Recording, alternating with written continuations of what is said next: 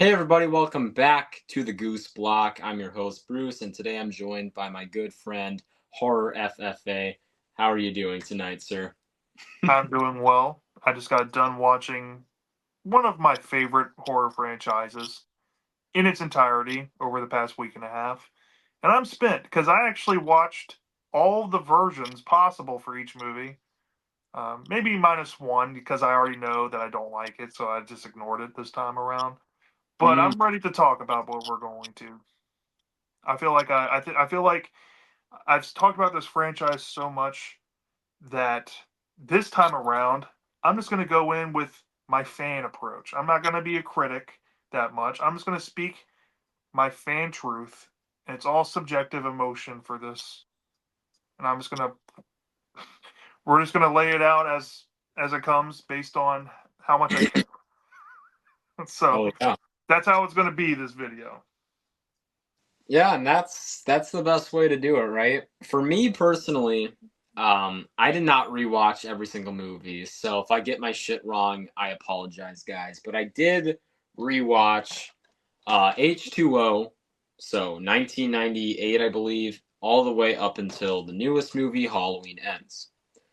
So, rewatching this half of the franchise, basically, because I didn't watch 1 through 6 again, because I've seen those quite a few times besides part 6, and I also plan on watching those in October, because we're actually recording this in early September. Not really, we're recording this in August, but it's planned for October because why not? Good for the season. And yeah, I don't really know where to um, put this horror franchise in my rankings, right? I do love a lot of it. I don't love a lot of it, right? There's a lot of weak stuff. There's a lot of straight up bad stuff. And sadly, I'd say this has one of the worst back halves of any horror franchise. I think that this is pretty rough overall, just from H2O and on. There's a couple good movies which we'll talk about, but I don't think that a lot of these are that interesting compared to what some of these other franchises have done, right? So, while there's things like the Child's Play slash Chucky series, which excluding the TV show, which now isn't canon apparently, thank God, there was things like Curse of Chucky. There was Cult of Chucky. Some people, for the weirdest reasons, which I'll never get, even like Seed. So at least that franchise experimented a lot in its second half. This one doesn't. It brings back a lot of familiar characters, which we'll get into, but um, I think I should just stop there because I'm gonna get into my all my thoughts too early. But yeah, Halloween as a franchise, gotta say, I love a lot of the moments. It has some of my favorite movies in horror, a few of them actually. But wow, is the back half inconsistent. So, yeah, I think we're ready to get started.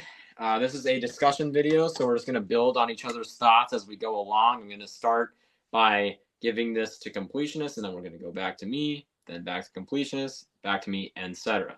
So, uh, Austin, Horror FFA, how about you give us your bottom pick? I just want to put it out there for everyone watching. I only give a shit about the first four Halloween movies, really. So if there's a placement on these in certain spots that you disagree with, it is what it is. I really don't care. But I will say, in Dead Last, my number 13, I think is the movie I enjoy watching the least. I had the least amount of nostalgia with it because, ironically, pretty much from every movie, like the original, all the way up through the Rob Zombie films, I watched a lot as a kid. The one I didn't watch a lot, though, was this film, Resurrection. And Resurrection wouldn't really air on AMC's Fear Fest or basically, maybe Fox or CBS. Some years would be airing the movies. They never played this one. It was only FX that played this, and I didn't watch this film because I knew that it was bad. I watched it a few times. I hated it as a kid, and as an adult, I could say with a firm vote of confidence, I hate the shit out of this movie. I can't stand it. Look, I get the appeal about the H2O timeline and the Halloween fan base wanting to revert Michael Myers back to a unimotive character. He's just literally trying to kill his sister, and that's it. We see H2O. Michael gets his fucking head cut off. Start this movie with a retcon of that shit, ruining that movie's ending. And then we get Laurie Strode and Michael's victory over Laurie Strode within 15 minutes. Yes, Laurie Strode dies in this fucking movie within the first 15 minutes. From then on out, the movie decides to take the what if approach. What if Michael had a sibling connection to Laurie and killed her? What does he do after? He literally just goes home to his house in Haddonfield and eats rats in the basement. Okay? This is a fucking slog. Okay? It's a bad idea. And the characters they throw in here, this Dangertainment shit with Busta Rhymes and Tyra Banks, is fucking infuriating, man. And what they do to Michael, they punk him out like a little bitch. They try to insert found footage, reality show bullshit into this movie that is not what people want out of a Halloween movie, first and foremost, but it also hasn't aged well, given that this film is 23 fucking years old now. It's almost like this is a parody of Halloween because it's so goofy and it's so slapstick at moments that you can't help but laugh.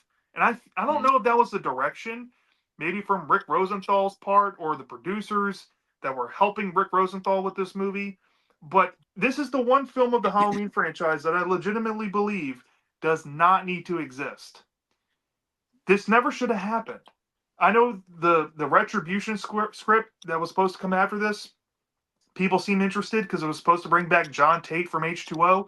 Even then, while I'm morbidly curious, we don't need that either. This should have just been a one and done. Let's bring Michael back. Let's bring Laurie back with H2O. Let's kill Michael there. And then we'll reset somewhere down the line. But the almighty dollar spoke. Miramax wanted to squeeze more money, make a third film, and they made this abomination. Yeah, this is one of the truly terrible films of this franchise to me. And I have bias as a fan. I love the Halloween franchise, and I have a soft spot for majority of these movies. This is the one I just can't defend. So that's why it's my last. And with that movie, I think it's hilarious how when you've established this, because this is ignoring, of course, 3 through 6. You've established this like very classic franchise at this point, and you're going out of your way to ignore previous films, and you make, whether you like it or not, because it's divisive, for sure. You make a movie that pleased some audiences for sure, and kind of did what the first two movies did, put a little bit of a twist on it. This movie just took every wrong direction possible. I feel like it's like why with the found footage? It feels like it's just what's trending right now. All the kids like Blair Witch, right? So let's throw that on. Let's put in a famous rapper. Throw that on. Weird fucking CGI mask. I mean, we've made a video on Horror FFA's first channel about the Halloween masks. That is atrocious. That thing should have never existed. I believe that's in this movie, right? Or is that H2O? That might be H2O. That's H2O. That's H2O. You're talking about the black eyeliner mask. Oh, yes. The goth. Yeah, you see, I thought that was H2O and the CGI one was this. No, this movie has the goth mask, and that shit is awful looking. In fact, this is probably bottom 4 like mainline masks. I'm not talking about like weird shit they just kind of threw in for a few minutes, because they had to make do with what they got. I'm talking like main mask. This is one of the worst. So I'll get more into my thoughts later, but I completely see why so many people hate this movie and why it's pretty much the bottom for like 70% of the fan base. Would you say? I think that's a safe estimate. But Yeah, it's usually a tie between this, Rob Zombie's Halloween 2, yeah, or Halloween Ends, or Halloween 5. It's usually the big four candidates there. yeah. And Halloween 5's rare, rarer, I guess. That's one of the less common ones, but it's still kind of in the conversation. Speaking of Rob Zombie's Halloween 2, that is my bottom place. This movie is fucking awful in almost every way possible. In fact, I remember watching this and getting to the second half, I almost gave up on it and went, I'm just gonna hate watch this. Which I almost never do with movies because, well, I'm trying to give it a fair shot. This movie doesn't deserve that. I like Rob Zombie, I guess, as a musician. Funny enough, I'll just pull this out because this is a fun little album that I bet some people have heard. There's big hits on this. He even made a second one that's pretty good. Kind of fell off in '06 musically, and funny enough, fell off horror movie wise in '06 as well. Because what the fuck happened? I mean, Halloween. You remake the first two movies. I mean, the second one's so far removed, it's basically not a remake, but it's like you remake this duology, and it's just let's throw the most like white trash, like redneck, fucking just like hard to watch shit in these movies. And it has that horrible like 2000s, early 2010s, like weird camera filter bullshit that I hate that makes it look nihilistic. Fuck all of that. I don't like this movie's story. It's confusing. Uh, I mean, honestly, one of the worst looks for Myers. What the fuck happened? What you know what's funny? I was at Spirit Halloween literally yesterday. You're not gonna believe this. There is an original mask sitting there for like the 10th fucking year in a row from this movie. No one's ever bought it because it's just not good looking. It's like it's like why does it look that way? Like the first movie's mask, I mean, gotta be honest, I'm not a fan, but I don't know. This second movie, just the way it looks, I think I don't remember how I thought about it in our mask ranking, but I now probably say that this is worse than the first movie's mask. But yeah, Rob Zombie Halloween 2. I actually didn't rewatch either of these remakes because I saw them once and I legit never want to spend my time watching them again because I think it's a waste of time. So that is my number 13. Okay.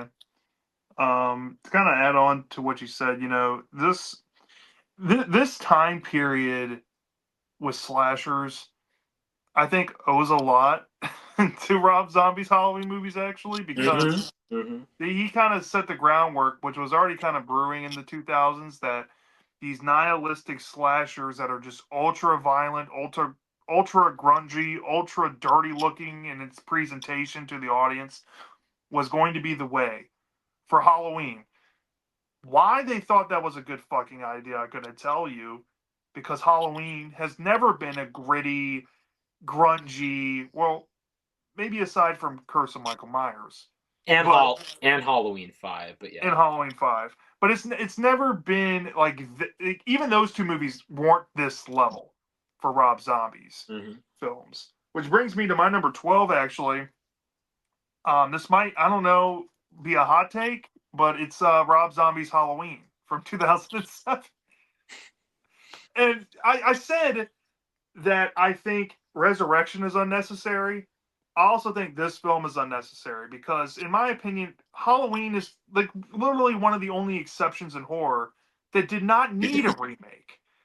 And I get the whole approach. I think certain friends, out there in the Goosebumps community are saying that, hey, they want different horror creators to take an idea and give their own spin on it for Goosebumps.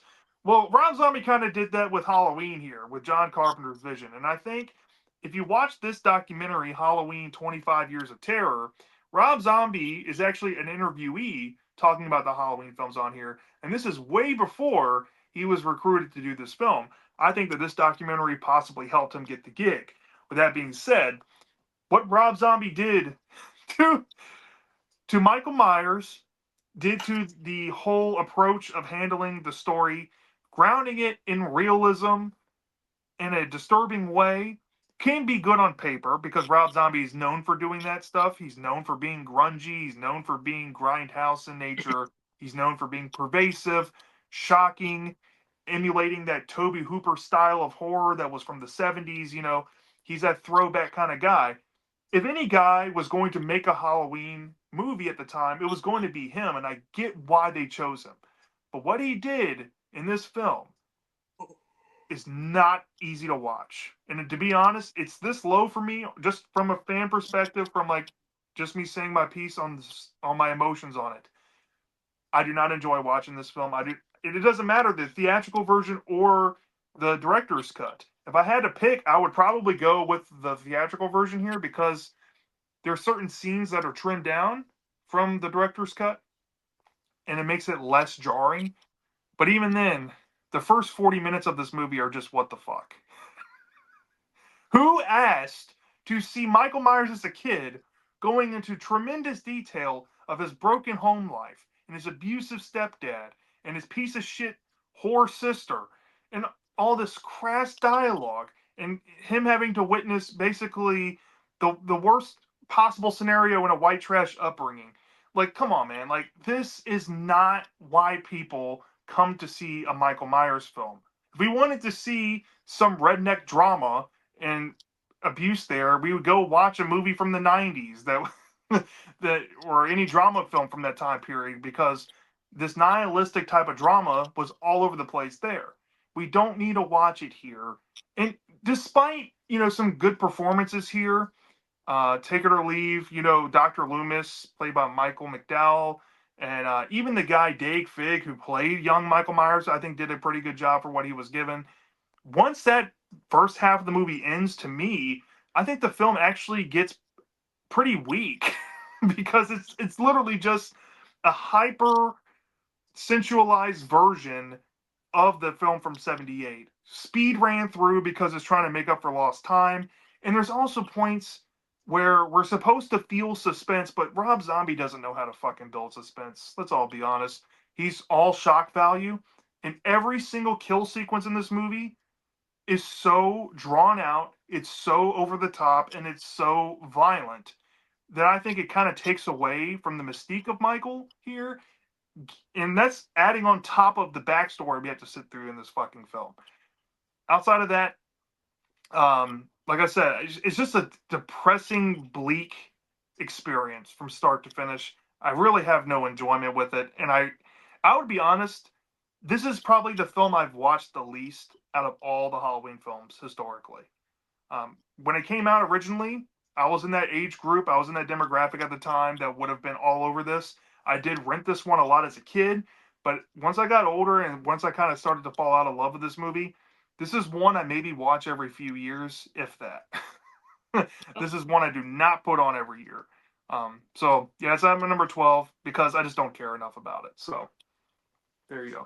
Yeah.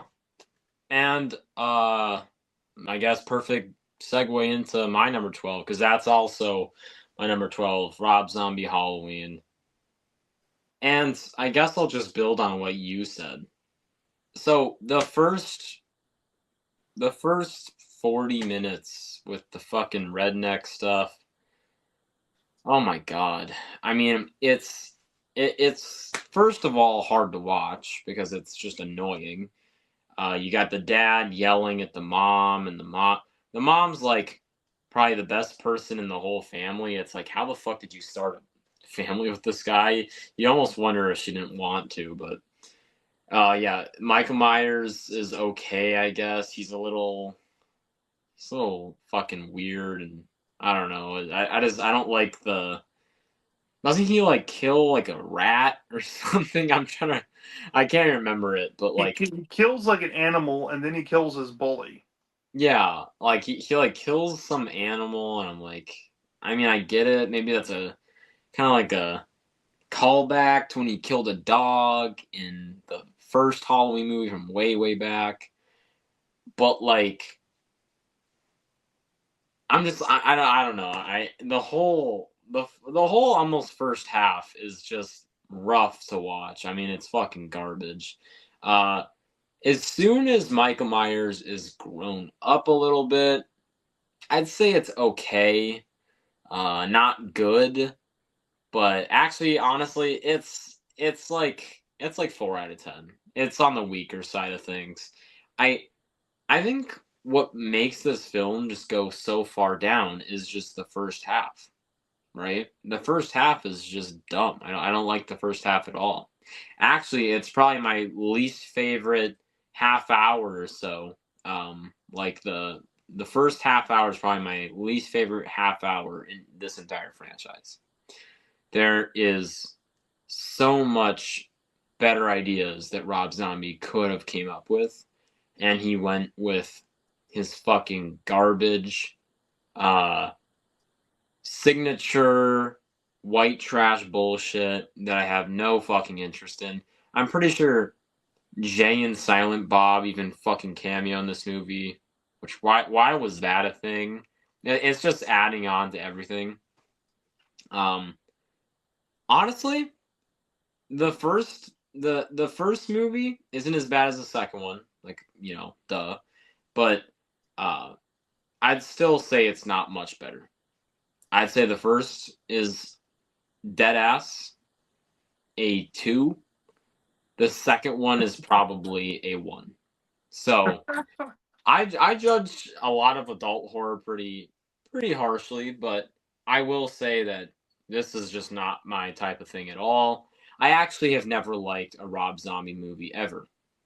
Maybe I haven't seen the right stuff. I haven't seen Devil's Rejects. Heard that's decent. But yeah, House of Thousand Corpses, wasn't a fan of that. Checked out one other one, I can't even remember the name, but something from the 2000s, wasn't a fan of that either. So I'm like, kind of scared to check out any more. But yeah, when I check these out for our mask ranking, what the fuck? I never want to watch these again. They shouldn't even be given the time of day. So yeah, that's my number 12. Sorry for ranting, but what a horrible, depressing movie. This is definitely not what I look for in Halloween. Yeah, I mean, Rob Zombie's films are my least watched for a reason. I will say I watch Resurrection probably more than both of these Rob Zombie movies, Oh, which yeah. ironically leads me to number 11, which is Rob Zombie's Halloween 2. I like this one a little bit more than his first film.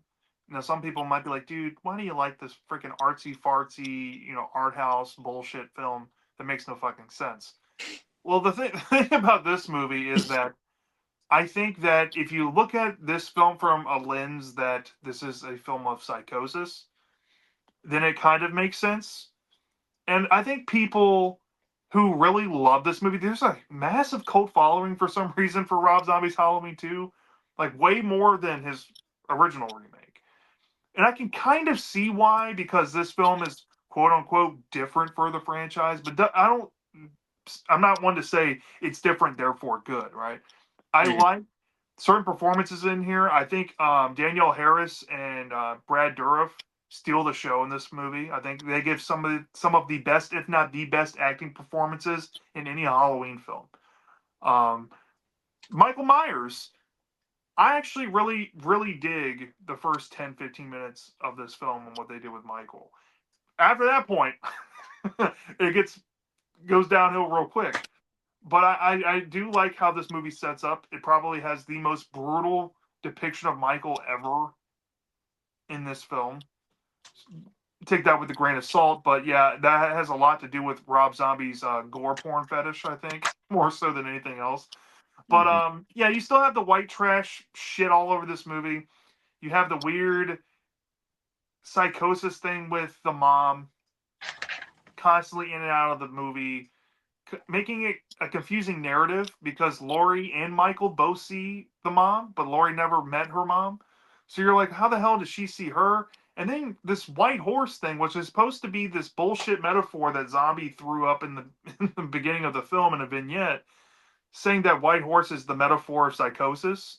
So whenever the white horse appears, that should tell you that this isn't reality. This is what's going on in the mind of Michael or the mind of Laurie. And what for what it is, the direction they take with Laurie and it being an even more bleak film, honestly, than the first one, where nothing gets better for her. Everything just gets progressively worse and worse and worse, and it never gets better. I guess if you're there for the nihilistic message of the film, it does kind of work here in a realistic way, surprisingly enough. But what they do to Dr. Loomis is also infuriating. I think he is probably the worst character in Halloween history, maybe next to the stepdad from Rob Zombie's first film. Like, tied there. The version of Loomis in here, fuck that shit. Hobo Myers, I like the idea, but the execution, especially in the director's cut, fuck that shit, Rob Zombie. I totally get why the studio said, hell no, we're not doing that shit. And the fact that people defend director's cut over the theatrical cut is bullshit. The director's cut of Rob Zombie's Halloween 2, if we're just talking about all cuts, that movie in particular is fucking dog shit, and it is absolutely the worst film of the franchise. I don't care what people say.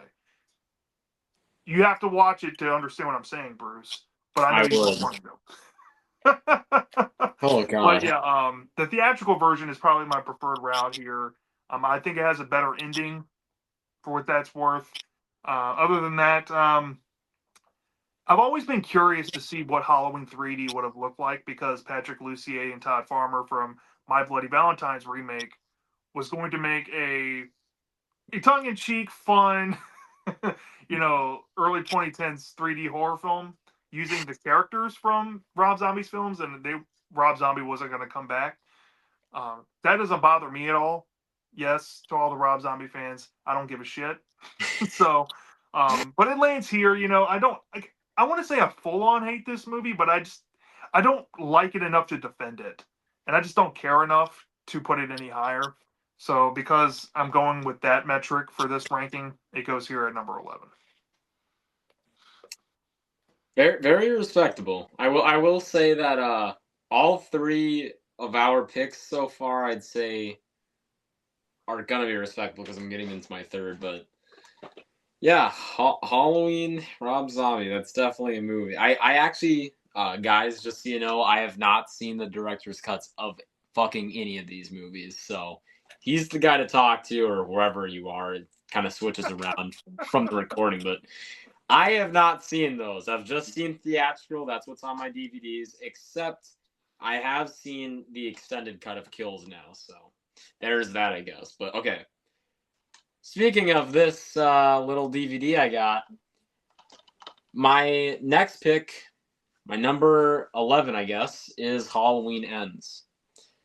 I went into this movie once again trying to find positives because I've heard nothing but bad things and I've already seen it. I just can't get over how painstakingly fucking boring it is. I mean, out of any of these movies, it is easily the most boring. I'm not interested in any of the plot. I'm not interested in the characters. This whole character that they're building up, what's going to happen to him? There's creepy shit going around with him. It just feels like a waste of time. Dude, why even try to call it Halloween Ends if you're doing anything but trying to end it? Right? Or if you are, it is one of the worst tanks in history because it literally feels like a way for fans to get mad and demand another sequel that is now trying to once again, for the third time, fourth time, go back to the first movie and just start over. What the fuck's going on? And I think these are who's making these? Blumhouse, I believe. Blumhouse.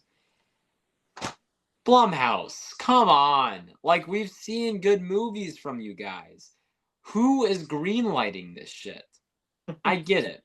The dollar signs speak a lot, right? I mean, I can't blame them, but this is fucking horrendous. How do you make Halloween and Halloween Kills, which are both, like them or not, pretty faithful, right? They feel like good attempts at making a true Halloween sequel, trying to finally put an end to the story, this big trilogy, and then you get to this movie, and it feels like, what was all that buildup in Kills about? It's barely talked about here. In fact, Michael Myers barely even shows up. I made this joke in the Mask ranking that he makes a cameo in this movie, and that's basically all you see from him. Maybe 10 minutes. I mean, Jesus Christ. It's right near the end. What I also just wanted to mention, the fact that this kind of killer character, I'm not trying to spoil it, but the way this character, the one that you're following most of the movie, is built up, just for him to get killed so fucking easily. It's a waste of fucking time. This movie is like 2 hours long. This could be an hour, 20 minutes easily, which is not good because most people prefer their movies to be a little bit on the longer side so it can be more in depth. My God, folks, this is one of the worst ways to go out. Actually, in my opinion, because of course this is my number 11, this is the worst way to go out. So, I guess we'll see where the franchise goes from here. Honestly, I think they should completely stop throwing Laurie Strode in these movies. I think they should retire her as a character and start in a new direction that could make it maybe a little bit more interesting or new. Go in a new direction. We don't need her. For God's sakes, we need Michael Myers. That's the one fucking person that we don't want to get rid of, and in this movie they do. So that's why it's my number 11. Fair. I think that's fair. Halloween Ends, I think, is still a fresh wound, and I'll say what I want to say when I get to that movie because it's not going to be the Mhm. next film I'll talk about. But I will say that Ends is a movie that I think had to be deliberate with its with why they went with what they did because I feel like in the back of my mind, Malek Akkad was like, dude, I don't want Michael to end. So we're gonna call this Halloween Ends to end this trilogy, but we're gonna set it up in a way that will piss the fans off. So that way, when we say we're gonna make more, they're gonna be like excited because we're gonna fix what we just messed up. I think it has to be deliberate. It just feels like there's a fix in there. Yes, I'm wearing a tinfoil hat. I could be wrong, but I think I'm right because it just does not make sense on why they went this direction with that film. But I'm getting ahead of myself. We'll get Yeah. back to that when we get to it, Mhm. because we have a lot more movies to talk about. But I guess I'll move on to my number 10. All right. If I haven't pissed people off yet, this will piss you off. I feel because, like I said, I'm talking about like I'm literally ranking these based on how much I give a shit about them. So my number 10 is Halloween H2O. Okay, look, okay. I get H2O is the millennials' favorite. I get that the Scream fanboys dick ride Kevin Williamson like he's the fucking greatest writer of all time. Look, I get Kevin Williamson in the 90s was white on rice. He was the fire in the kettle pot. But this film, it's directed by the director of Friday the 13th Part 2 and Part 3. It is starring Laurie Strode after she's been gone from the franchise after 20 years. You're trying to add on to the canon events that happened at the end of Halloween 2. Now, let's recap that real quick for the audience out there so you're paying attention. What happened in the end of Halloween 2? Michael literally had an explosion, tear apart his body, light him on fire. He got shot in his eyes by a gun. He's back in this movie with no explanation, but this is a direct follow up to Halloween 2. So that's the basis of what we have to roll with. We get started in this movie. Michael randomly knows that there's a file on Laurie Strode. Who the fuck cares, I guess? He goes and kills people to get the file, and he's gone for half the movie because he's in a goddamn car heading to California. When this franchise has always been set, minus the third film, in Haddonfield, Illinois. We leave Illinois for Michael to go on a vacation like Clark Griswold across the country, and we have to sit for about an hour of this 90-minute movie in California getting to know Lori Tate and John Tate and all these superficially written fucking side characters nobody gives a shit about in this boarding school with no Halloween decoration, no Halloween atmosphere. The fucking writing is about as bland as fucking a baked potato with no butter and salt. Okay? And once we get to where the movie starts to click on, they literally write all the students out of the plot conveniently because they all go on this fucking class trip. And of course, the characters that stay behind are going to be our kill filler of the movie. And Michael literally takes until about the final 30 minutes to show up. And that's why everybody dick rides the shit out of this movie, to be honest. The final 30 minutes are fantastic in this movie. Give or take some really shitty looking Michael Myers masks, which are hilariously inconsistent in this movie. You can see his goddamn eyes protruding out of these masks more than any of the films before it. And it looks the goofiest than any of the films before it. Mm-hmm. And Laurie Strode manhandles Michael Myers, who we last saw in Halloween 2 being like a superhuman, having like, some healing properties and stuff like that was alluded to. No. Like a 90-pound soaking wet Laurie Strode is throwing him off a balcony, making him look like a bitch, kicking him in his nuts. I mean, come on. People are really frothing at the mouth to see Laurie Strode manhandle their favorite slasher like that. I guess if you're a Laurie Strode fan, that's something you can latch onto, but I've never seen the appeal. And the fact that they cut his fucking head off should have been the end of it there. Like, fun fact, the producers and the writer of this film, Kevin Williamson, purposely knew that there was going to be a follow-up and had already planned out the medic twist before that finalized script of Resurrection hit. Meaning that he knew writing this ending was not going to stay this way. So he deliberately gave fans an ending that he knew that he was going to retcon. Fuck that shit. Fuck this movie. I hate this timeline because of that. I don't care about this film. It's boring. It's one of the most boring movies. These next three, I think they're all equally boring in their own different ways. This one is the shortest runtime though, and it shouldn't be boring. So I don't know.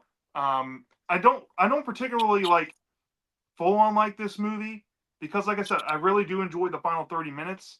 But this is just not for me, Captain. Not for me. I think this is overrated. And if I had to be true to myself, this is in the top 5 most overrated horror films of all time. I said it. I can see a lot of those points. I can't see all of them, but I will say that just building on one thing you mentioned, I'm very happy I grew up a little and I went, thank God the new trilogy didn't follow up part 2, Halloween 2, because I remember watching it. I remember watching H2O probably 2 weeks ago. I'm like, what the fuck? What happened? Did he just come back together? Now he's not burnt. Now he's not fucking in pieces. Now he doesn't have his eyes shot out.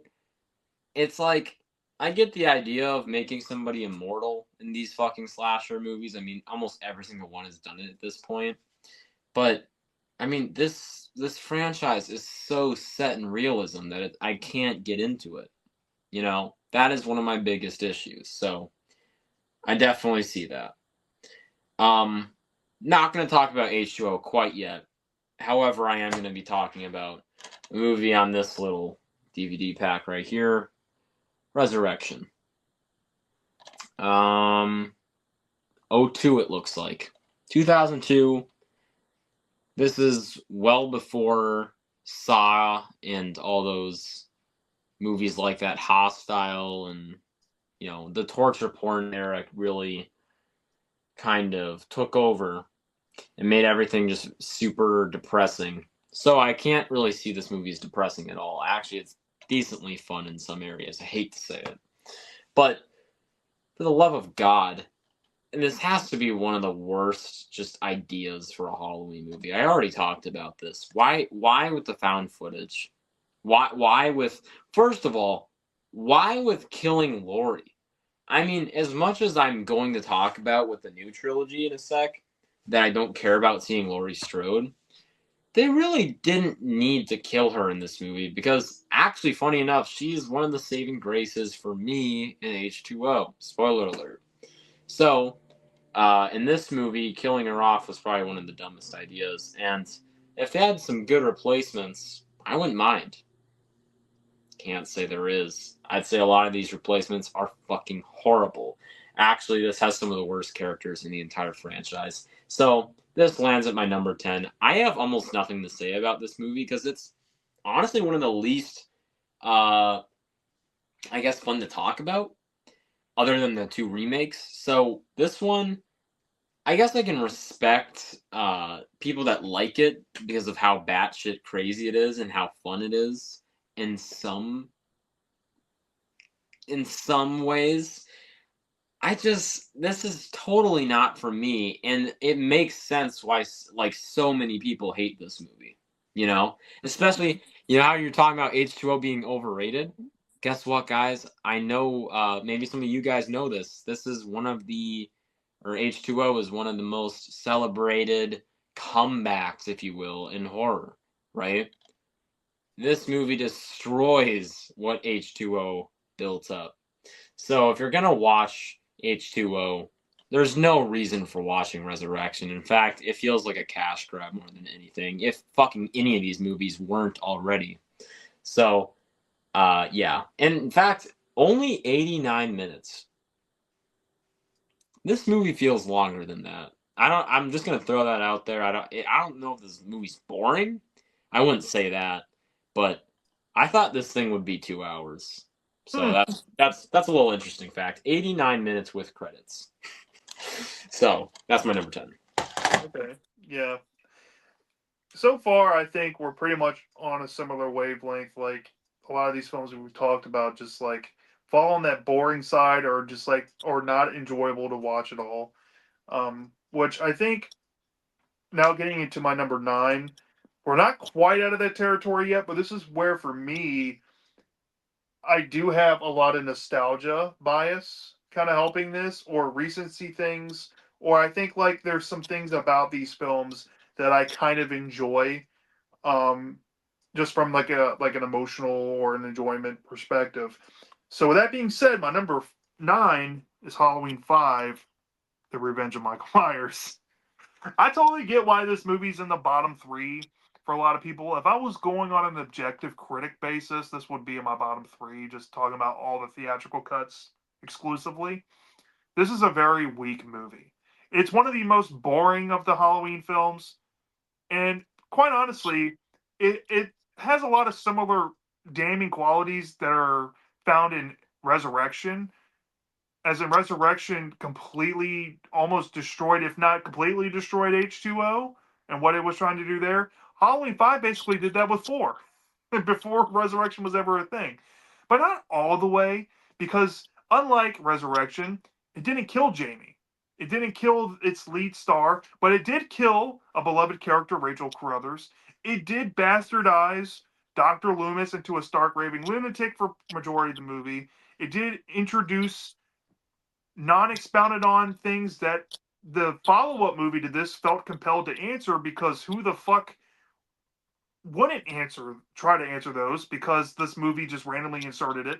Mind you, this film went into production within a year after the release of 4, and it started production with an unfinalized script. That should tell you everything you need to know before you get into this film, that this is going to probably piss you off. And if it's not those things, like the man in black, the fucking thorn tattoo on Michael's wrist, Michael shedding a tear Why was that shot in the fucking movie? What's up with the clown music? Tina, everybody knows the whole thing about Tina and the ragtag group of her friends who are fucking annoying as shit. The guy that gets killed with the goddamn rake in the barn has to be the most annoying Halloween character of all time. Maybe next to the peanut butter on my penis kid from Halloween 2018. So I should tell you, like, when your saving grace to this movie is an actress who is a young girl that has no dialogue and is acting with her emotions and her facial expressions, you know this movie's fucking cooked. I will say the final act is probably one of the more entertaining final acts of the franchise. It has genuine suspense.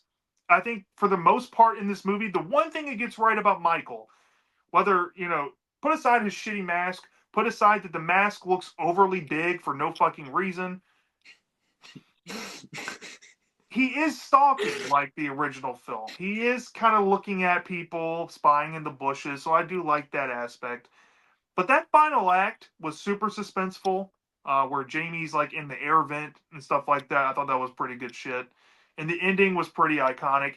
But the end note is where it lost me again because they imprisoned Michael Myers at Haddonfield Jail wearing his fucking mask. Like, what are you doing? What?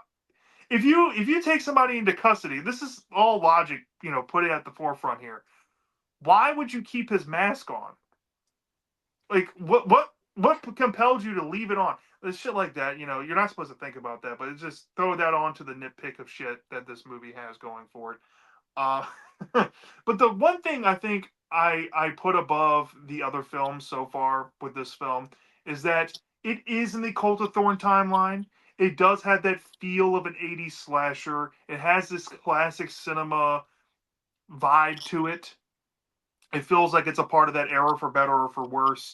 And I can kind of watch it if I turn my brain off and I just want to just, casually experience it. I'm fine in that way. This is the perfect film of the franchise, maybe next to Resurrection, to watch in a group setting and roast the shit out of it. Maybe not to hate watch it, but just to laugh at the bullshit that it throws at you because it's redundant and out outright nonsensical at times. But if you just give yourself to the fun of it, you can actually have fun with it. So I guess this is my resurrection for some people. Like some people had that feeling with that movie. I have that feeling with this one, so that's why I put it here. Yeah, and funny enough, that's my ninth pick too. So Okay. Halloween 5. Where do I start? Easily the most boring in the franchise, sadly, because everything that, like, you just mentioned this, but everything built up in 4 kind of feels like it led to this limp dick of a movie. You know what I mean? This movie just doesn't try anything besides really pushing that Cult of Thorn thing. And speaking of the ending, like you said, I think that's why Halloween 6 took 6 entire years to come out. Because it's just hard to make most of the climax, final act shit make sense. How are you going to follow that up? In fact, for, a movie that ends on not really like a cliffhanger. I mean, it's kind of hard if you would call it that, but it's like it kind of leaves like it, you know, open to any possibility, if you know what I mean. I think that it doesn't really feel like it needed to be that way, so you can just tell it's sequel bait. But this movie very arguably has, I'm gonna say it, probably the worst characters. Easily the most forgettable. I mean, I didn't want to say it because Resurrection exists, but like Jesus Christ, dude, I remember watching this last October, maybe September, and these characters are just not interesting in any fucking way possible. Even our girl there, Jamie. What happened? Bad script? Probably. I mean, we kind of know that. Bad bad writing, just in general the way everything's played out, most likely. I think Dr. Loomis is saving a lot of this movie when he can, but he's not in it that much, right? So, what is there to be said about this one? It's bad because it doesn't need to be like this. For a movie that is set up basically for success, I mean, there's nothing really wrong with the ending of 4. It's a little bit, um, I guess it's a little bit controversial because it's like, okay, are they gonna make it like just like Michael again? It's gonna be some like dumb, oh, this is like a new start kind of thing. I don't think they needed to continue like that, and I'm happy they didn't really. Like they definitely incorporate a lot of Michael in this movie, but I just there's just not that much to say about this one because I just don't like movies that are paced like this. There's not that much happening. When there is, it's very dialogue heavy. There's not that many action sequences. There's no chase sequences. In fact, a lot of the main events happen in the second half, making the first half kind of, I don't know. In fact, I'm trying to remember if this is the movie, but going back to characters, now that I'm remembering, this is the movie with that horrible fucking character that's streaming through the window, and oh my god, what is her name? I don't know. Yeah, she's horrible. She might just be the worst character. She might just be the worst character in the whole franchise. And her boyfriend looks like a fucking dumbass, and guess what he is? The the girl that's taking care of Tina or whatever. I'm trying to remember this movie. It's not that memorable. um she's kind of whatever. Yeah, I mean the characters suck. Everything sucks. All around this is a limp dick movie. So, wow. Set up for success, failed fucking miserably. Holy shit. Yeah. Halloween 5, number 9. Let Halloween 5 be a lesson to everybody out there that when you have something good, do not rush out a sequel to cash grab on something that is good. And I think that was Mustafa Akkad before his passing said his biggest regret in the franchise wasn't Halloween 3, it was rushing Halloween 5 because he thought that he could have made a whole lot more movies if Halloween 5 was a better quality film. They could have made probably 4, 5, 6, 7 of them based on what they were building with 4, and at least in his mind. In a lot of ways, I would have loved to see that, but we don't live in that reality, sadly. So we're stuck here. Which brings me to my number 8. And Bruce, you've already talked about this, so I guess we're now even in the films that we've brought up so far. I'm going to be talking about Halloween Ends. Halloween Ends actually climbed up a spot from my critical ranking I did a few years back. This is, like I said, more of like just like an enjoyment or just like an emotional reaction to these films for this ranking. Halloween Ends, I love and hate it at the same time. Like I hate it as a Michael Myers film. I hate it as a third movie to this trilogy that Blumhouse was building with Halloween 2018 and Kills because, quite honestly, everything that those two movies were setting up felt like this film took a detour away from for like 90% of it. Yeah. What happened to Lindsay Wallace? What happened to the new sheriff? What happened to Officer Wilkins? Nobody gives a shit, apparently. This movie doesn't. Are we going to build on to what happened with Karen? Are we going to build on to any of that? No. This is literally just we're going to skip ahead 4 years. We're going to put Michael Myers in a fucking sewer where he's growing mold on his face and he's become powerless. We're also going to double down on this idea that Michael's evil is infectious and if he kills, he gains energy and shit, which kind of makes sense because I'm here for some wild ideas. I'm a schlock fan, right? I like that in concept, but the way this film executes it is not fucking good. But I don't even think that's the film's damning thing. Like I said, this is terrible as a Michael Myers film because he's in this film for a collective less than 10 minutes, and he's a cameo role in what otherwise should be just called Corey Cunningham Ends. Because that's what this movie is. It's a story about Corey Cunningham, a character we never met in 2018 or Kills. He introduces himself in this movie. We're built up to possibly start to care about him, and he gets killed in this movie. So we don't care about him and feel like we wasted our time after going through this whole journey with him. Mm-hmm. But if I change my tune and I say, let me go into this film knowing that this is Corey Cunningham's movie. Let me watch this as that. I enjoy it better in that regard. In a lot of ways, this is basically just John Carpenter's Christine, right? 2018 was like a love letter to the Halloween fandom. I think Kills was a love letter to Michael Myers. This film's a love letter to John Carpenter. And a lot of people over the years who are fans of the anthology in Halloween always headcanoned Christine as like an unofficially official Halloween film. And I can totally see why Danny McBride and David Gordon Green picked that to riff on with this movie because I guess they thought it was a cool idea to introduce into the franchise. And in some ways, it does work as a character study film, but it's not the most riveting thing ever. This is more on the boring side. It is on the drama side more than a horror movie.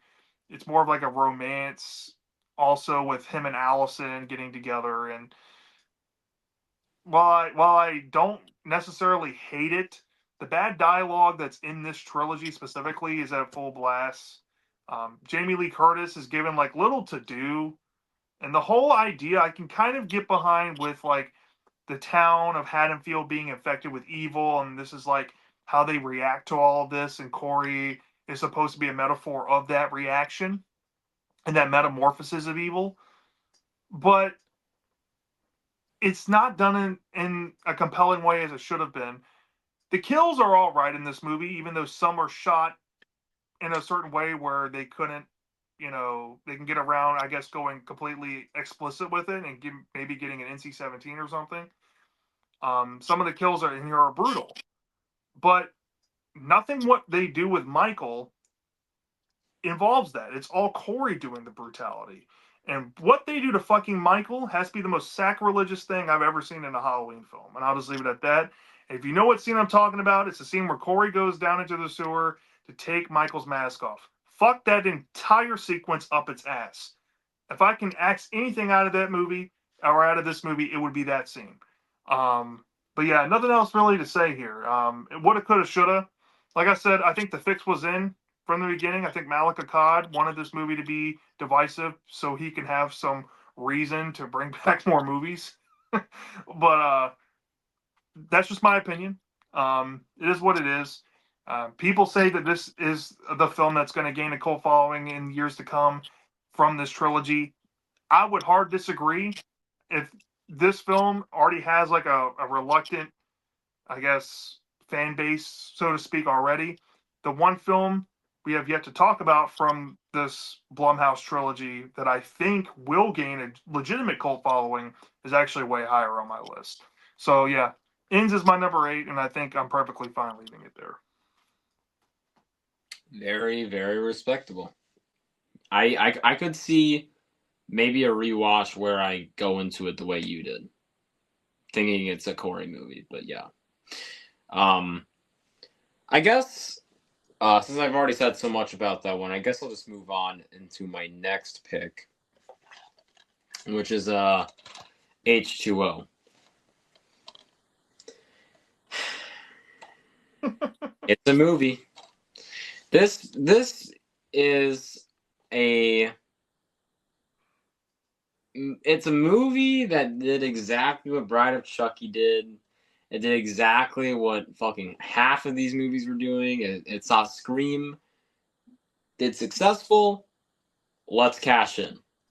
let's make another sequel to our slasher franchise. Fucking everybody was doing these, you know, Leprechaun. Oh my god, the fact that I'm even bringing that up right now. Yeah, Leprechaun, uh, the Chucky movies. This, of course, I think, you know, there's an argument to be made that Jason X was made around this time because of that. Uh, oh my lord. This movie feels honestly kind of rushed, right? It's short, very short. And I'm looking at the time length right now. I'm like, goddamn.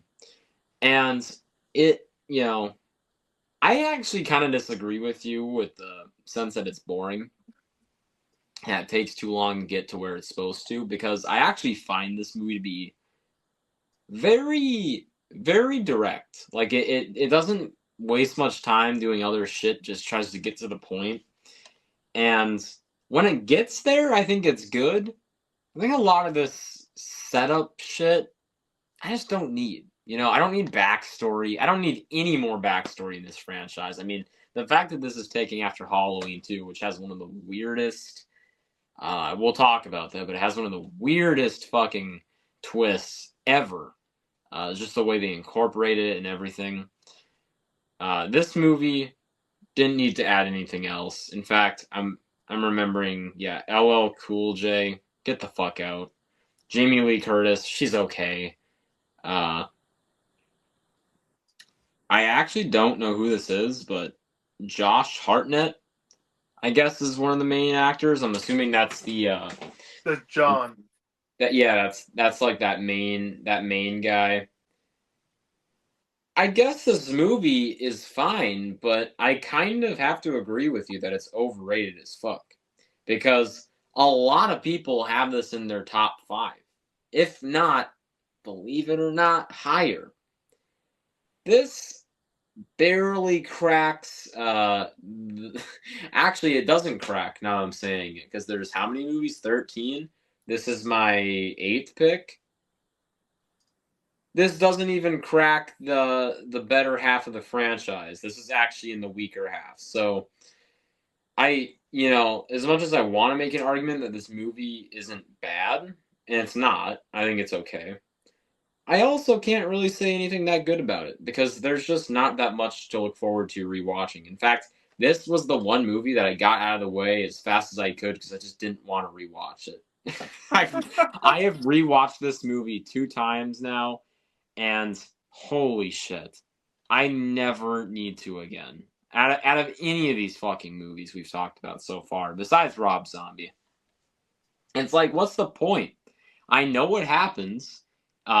It's not that special. It just feels like your typical like late '90s slasher movie. It feels like Know What You Did Last Summer. It feels like Scream. And dude, honest to God, why did they bring Jamie Lee Curtis back? Besides just, oh, she's in the first one. Oh, it's the 20th anniversary. Oh, Miramax wants to make another movie because of trying to hold the rights to the Halloween franchise. Yep. And also because Curse of Michael Myers, this is a true story. And I'm actually thankful for H2O existing for these 2 reasons. One, Curse bombed so bad when it came out and had all this controversy that Halloween was almost sent straight to video from Miramax, just like how they did Children of the Corn and Hellraiser. What? But because the H2O script was written by Kevin Williamson and because Jamie Lee Curtis agreed, they decided to not take it straight to video and put it back in theaters to see if maybe, just maybe, this film could set the course right. And H2O was an actual hit. It was actually the first real commercial hit, to say the least, since Halloween 4 kind of was. So that's why Resurrection happened. And they knew that if it was a hit, they were going to be making more. So that's the first reason. And the second reason why I'm thankful for H2O when it happened was because if Miramax lost the rights, from what I gather, Lionsgate was going to pick it up quicker. And judging by what they were putting out in the early 2000s, this is pre-Saw. if you haven't seen what they were doing horror wise, you'd be thankful. You'd be thankful. So he dodged a bullet, two of them with H2O. So at least serves that purpose in the history of the franchise. I guess. I never knew that. Yeah. Oh man. Oh man. Imagine what would happen if Halloween went straight to video. I don't think this franchise would be talked about nearly as much. No, it would be in the dredges where Hellraiser and Children of the Corn are. I promise you. Yep. I bet people would go, "Oh, Halloween 1 was great. Halloween 3 was great." No one talks about any of the other ones. Yep, it'd be like Hellraiser, basically. Yeah, basically, right? Yeah. Oh god. All right. Well, yeah, that's my number 8, H2O. You don't need to watch this one. People overhype it. In fact, the fact that it is ruined by Resurrection makes it even more pointless. So, if you're gonna pick a timeline, honestly, I'm gonna say it. Pick Cult of Thorn, which I'll get into with my next pick. But Yeah, that's my number 8. I agree, man. I agree. My number 7. Okay, now we're starting to get to films I genuinely believe are like good films. Like, it's taken a while. like the other ones, I'm like, I like aspects to them. Like H2O, I like some aspects. Ins, I like some aspects. Round Zombies Halloween 2, I like some aspects. Maybe not so much about, his original remake in '07 and Resurrection fuck itself.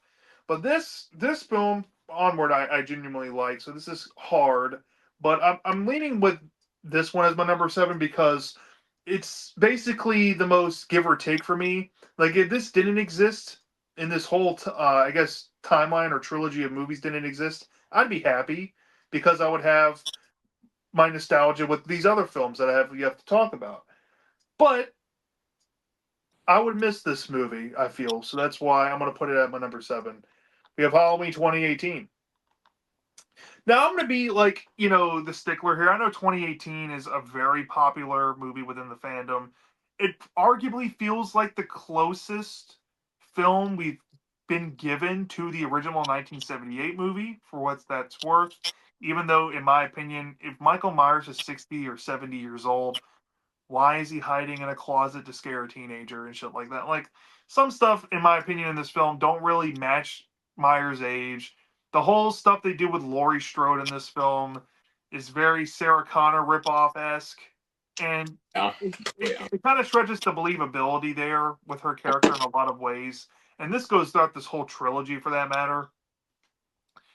And I'm going to be honest, this does have a lot of best of hits qualities going on because I do feel in a lot of moments this film tries to make callbacks to former movies with certain kills and setups and even some quips and humor.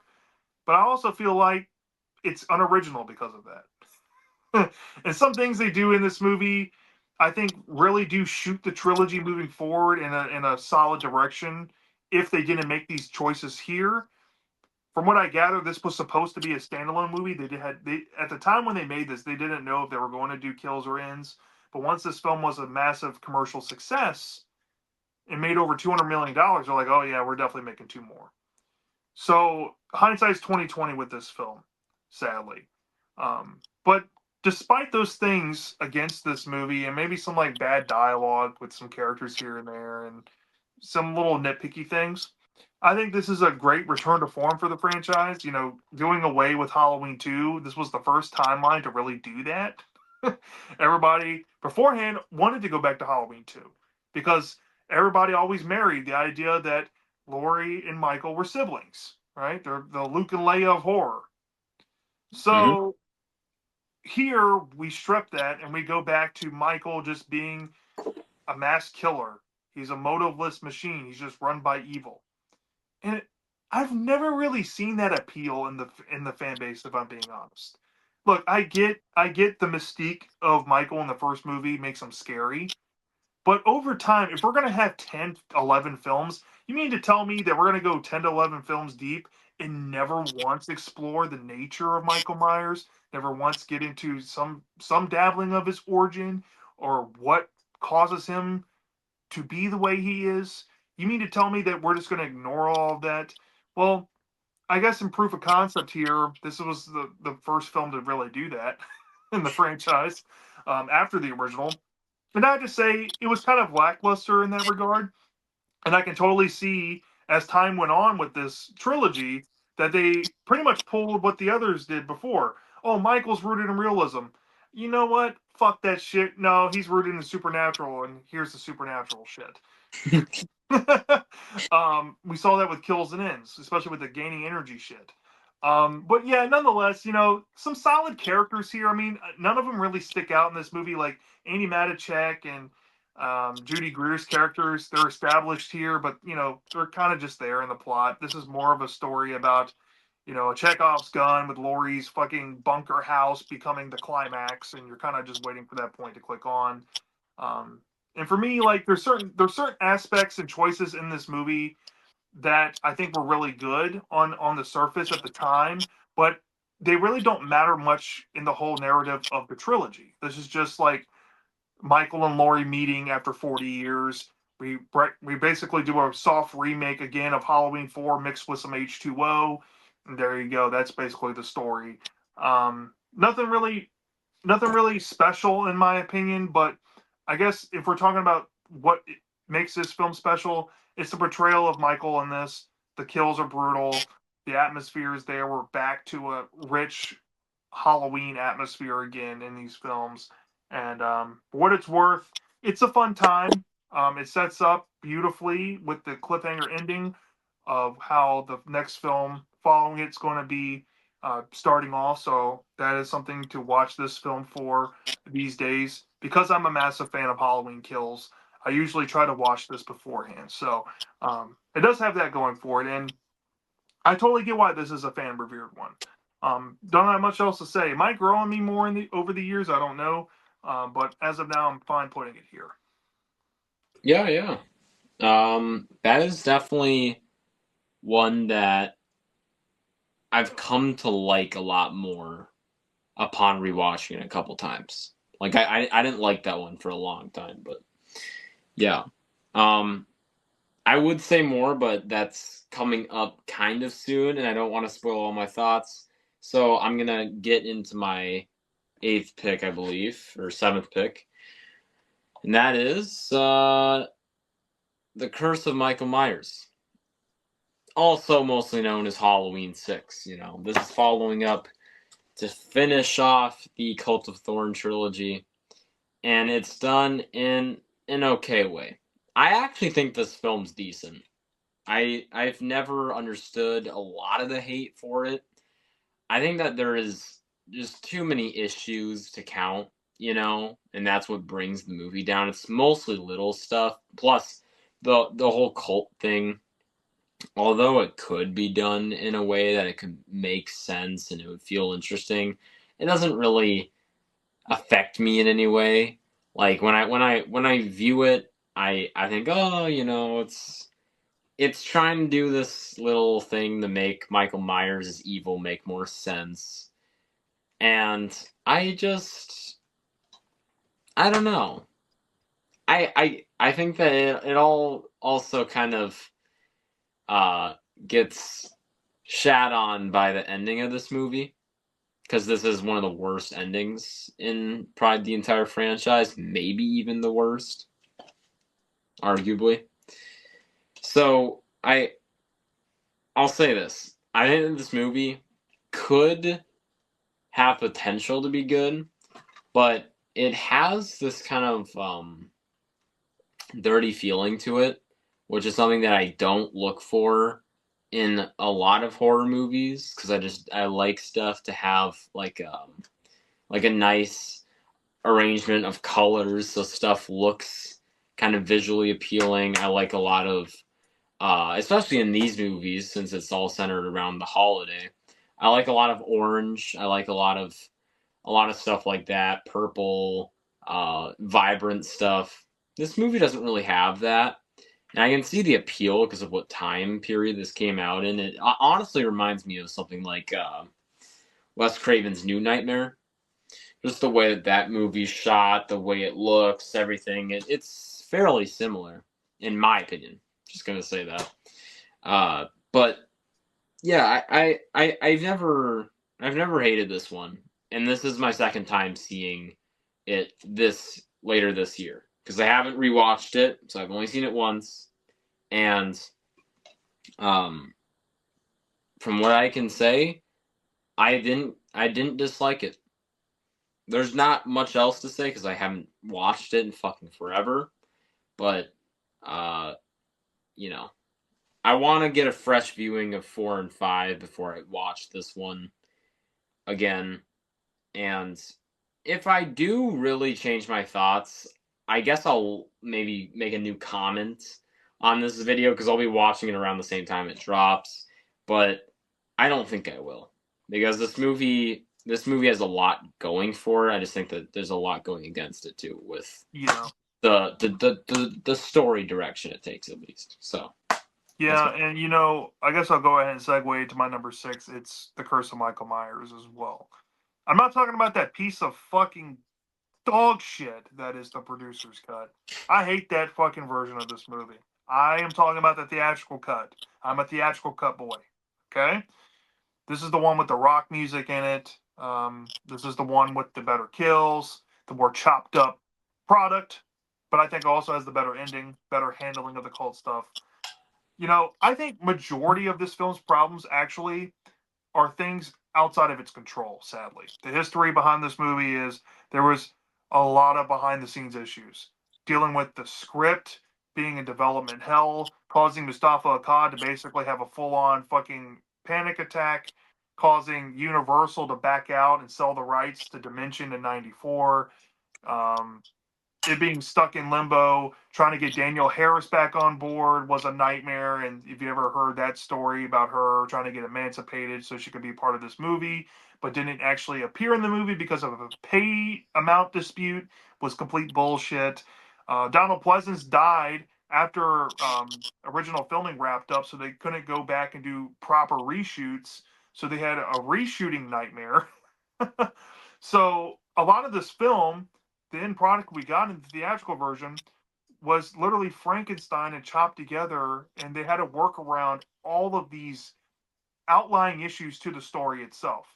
But that doesn't take away that this film does have some problems in its story. The whole cult thing is not a popular direction that the franchise took, and this film doesn't really do itself any justice with that because of the problems that happened outside of its control, like I said. But even with that, I feel like the whole cult stuff is kind of thrown away near the end. And I kind of weirdly like that as like a fuck you to the director of Five and the writer of Five for introducing it in the first place. I weirdly like it as like as a pessimistic kind of love, or a hatred for Five in some ways for that. But I do think I have to disagree, Bruce. This has probably the richest Halloween atmosphere of of all the films. what? Yes, I mean Okay. it captures what it really feels like to be cold in October. I think you have the stereotypical blue lighting from like a sound stage going on in some shots with like the artificial lightning and stuff like that.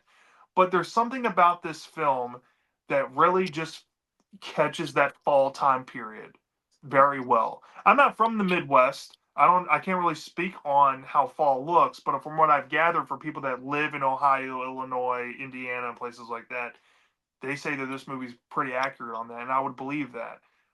I really like Kara Strode in this movie. I like Danny Strode. The new characters here are pretty intriguing. Tommy Doyle, he's played by Paul Rudd before Ant-Man and before it really became a household name. This was his first movie. He's not the greatest here, but there are some moments with Tommy I really do find iconic here. And for what it's worth, the novelty of the idea of this film, I like that it went for a different approach to a Halloween movie, but I hate the fact that it comes at the cost uh, of humanizing Michael, but humanizing him in a way where he looks like a pawn and not the main player, right? And I think that's why people just don't like the cult idea when it comes down to it. And that's putting aside the baby stuff. That's putting aside what they do to Jamie Lloyd's character in this movie, either cut you go into. That's putting aside some really bad characters. But I will say the characters in this movie, even the bad ones, they're still entertaining, and they have some of the best deaths in the whole franchise. And honestly, what really makes this film high for me, and why I put it here in my reverence, is the nostalgia. And honestly, when I was a kid, this was the scariest Michael Myers film to me. Like, this one scared me the most. So take that for what it's worth. I honestly think the look of Michael in this movie is probably my second favorite look before we get to, David Gordon Green's Blumhouse movies. Before those movies existed, it Hmm. was this and the original first two movies for me, for my looks of Michael. So, yeah, and Michael's a savage in this fucking movie, y'all. He's a savage. The way he kills people, franchise high points.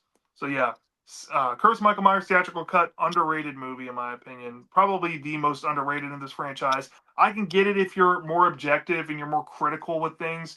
It's really easy to beat this film over the fucking head. But this is a quintessential style over substance movie. Put aside the substance and just enjoy the style, and you'll love it way more. You're making me want to rewatch it now because I'm wondering if I got all my shit wrong or maybe I was too young to process Rewatch it. it, dude. Go watch the theatrical cut tomorrow. I, I, Telling you. I should watch that shit like really soon. Like now that I'm thinking about it, I'm like, damn. I wish I rewatched it for the video. I will say that. Yeah. All right. Well, I'll keep that in mind. My next pick is one that you were just talking about a little bit ago. Halloween 2018. Want to get one thing out of the way. Why the fuck call this Halloween? Fucking morons. I mean, honest to God, can we stop with this shit? Scream. Halloween. There's more. I know what you did last summer. What the fuck? Like, we don't need this. It's just confusing. But anyways, uh, name aside, I remember when this movie came out. And I was way too young to go see it in theaters, so I rented it on Redbox, which I did for all three of these actually. But this was one of the first Halloween movies I saw, and luckily I had, of course, seen the first one, but I hadn't seen many of the ones between the first and this movie. I hadn't seen the H2O movies. I hadn't seen 4, 5, or 6 yet, so I was basically going off of the original trilogy, I guess you want to call it that. So the first three and this one. And I don't know if I didn't really care for the modern teenager characters in this movie. I think that the characters aren't amazing. The cold opening is very good. Very, very good. The way it introduces Michael Myers, I guess, and he holds up the mask and they're in this like big mental patient area and he's just turned away. He just looks fucking scary as ever. Very cool. And then the music rolls. Very well done. I think that this has a lot of fall atmosphere. I think that it might lack a little bit of the almost like the charming like decorations and shit that you'd see in 4 or 5, maybe even the first movie, with the jack-o'-lanterns and the lights. But I like the way the movie's lighted, and it's very just like what's the word? It's just it all around. It feels like a very solid movie. I just think this could have been better. Like there's just things here and there that I feel like I'm nitpicking half the time, but it's like there's like some scenes that could definitely get chopped out of here. I don't know how long this one is.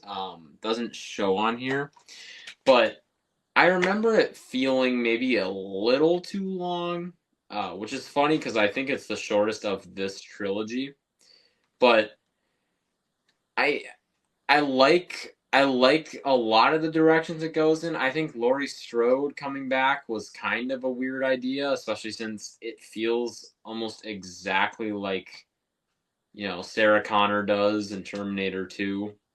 And I actually get the two confused from time to time ever since that new Terminator movie came out that was garbage, by the way. I don't even know what that was called, Salvation, something like that. Uh, that movie has Sarah Connor in it, and they both feel like the same exact character. But that movie's about killing robots taking over the world. This one's about one guy in one town. It's over the top. I think it tries a little too hard in some ways, but it's entertaining. I like it. And this is like the point in the franchise ranking where I can definitely say I enjoy these movies. I have no problem going back to them, even if there's things I don't like. I think that this movie is, like you mentioned a little bit earlier, kind of a return to form, right? This Mhm. is the first time in a long time that this feels like a actual Halloween sequel. Like the H2O timeline feels completely different. The sixth movie, the fifth movie feel like pretty far removed from what the first movie and the second movie even tried to do. So seeing this movie, I guess got me excited to see what was in store. But yeah, I was very young when I saw this, and I've now seen it 3 times. So I guess I can say I've seen it enough that I can make a pretty good opinion of it. You know, Yeah, I know what you mean. I have basic thoughts though. I didn't go very much in depth because this Yeah, movie. like 2018 is one of those films. Like it's kind of like this generation's H2O. I feel like Mm, it started the craze. It's probably a lot of people's first Halloween film they saw in theaters. I think my first one I saw Resurrection in theaters when I was a kid. So, and I saw the Rob Zombie films in theaters. I remember when 2018 came out, I was excited, but when I saw it in the theaters the first time, I thought that wasn't the greatest film. You know what I mean? I was like, wait a minute, why is everybody hyping this? mm-hmm. But over time, it kind of grew on me. If you asked me years ago, 2018, like before Kills and Ends, I think it was probably my bottom five. So Wow. yeah, so it's climbed up considerably. So Well, at least that's good. That's good. yeah, yeah. All Um, right. yeah.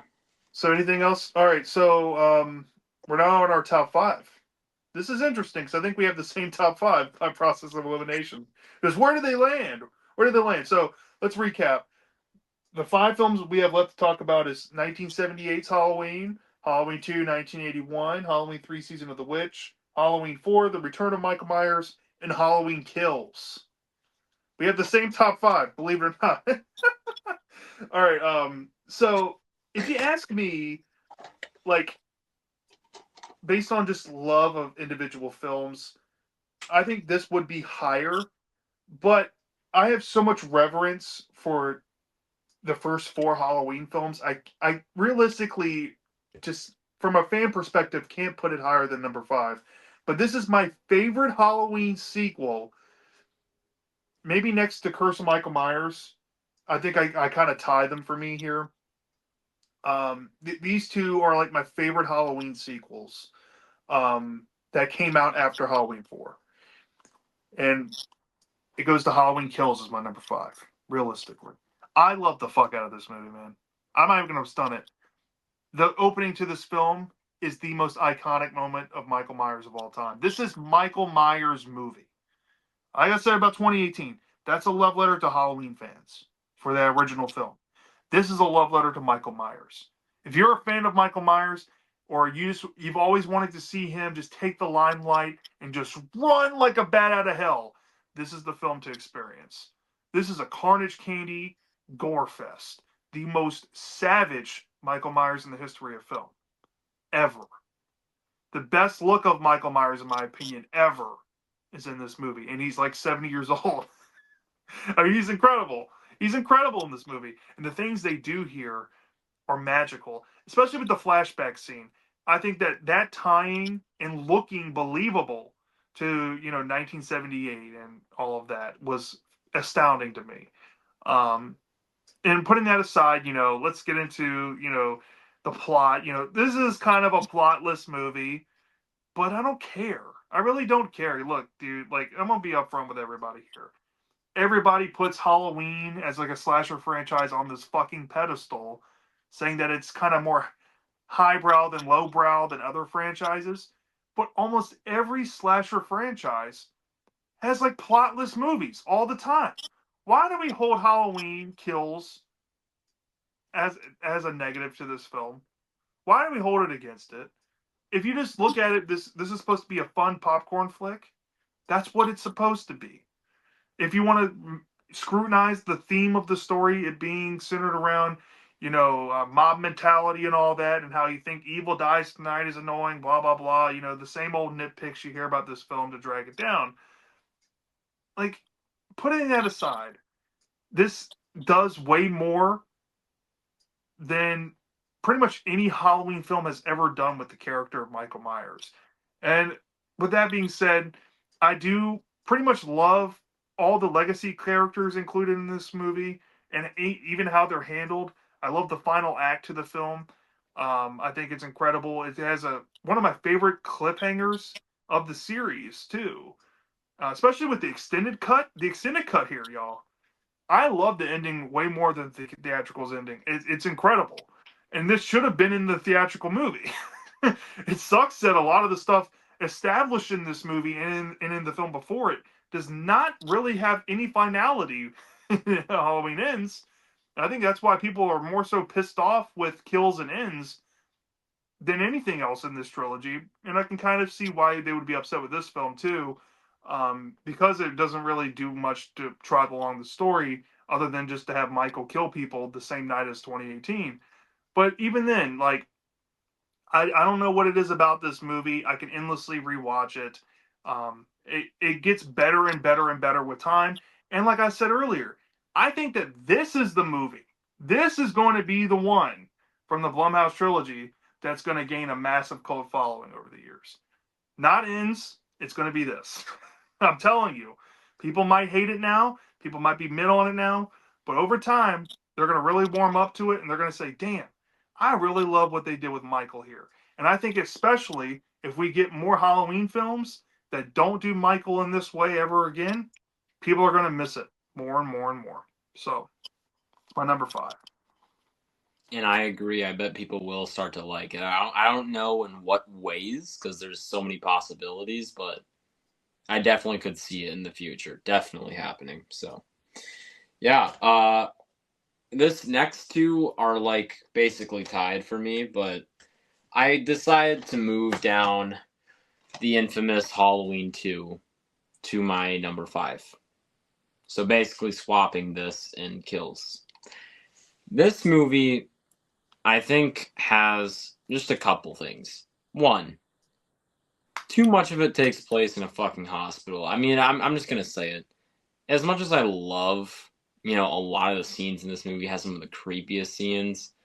I don't really need most of the movie to take place in this fucking hospital. In fact, when there's these little scenes that are not in the hospital, following Dr. Loomis or some other stuff going around in Haddonfield, I actually feel like it's a nice break from this very what do you call that? It's like a setting. I don't like all white walls, you know what I mean?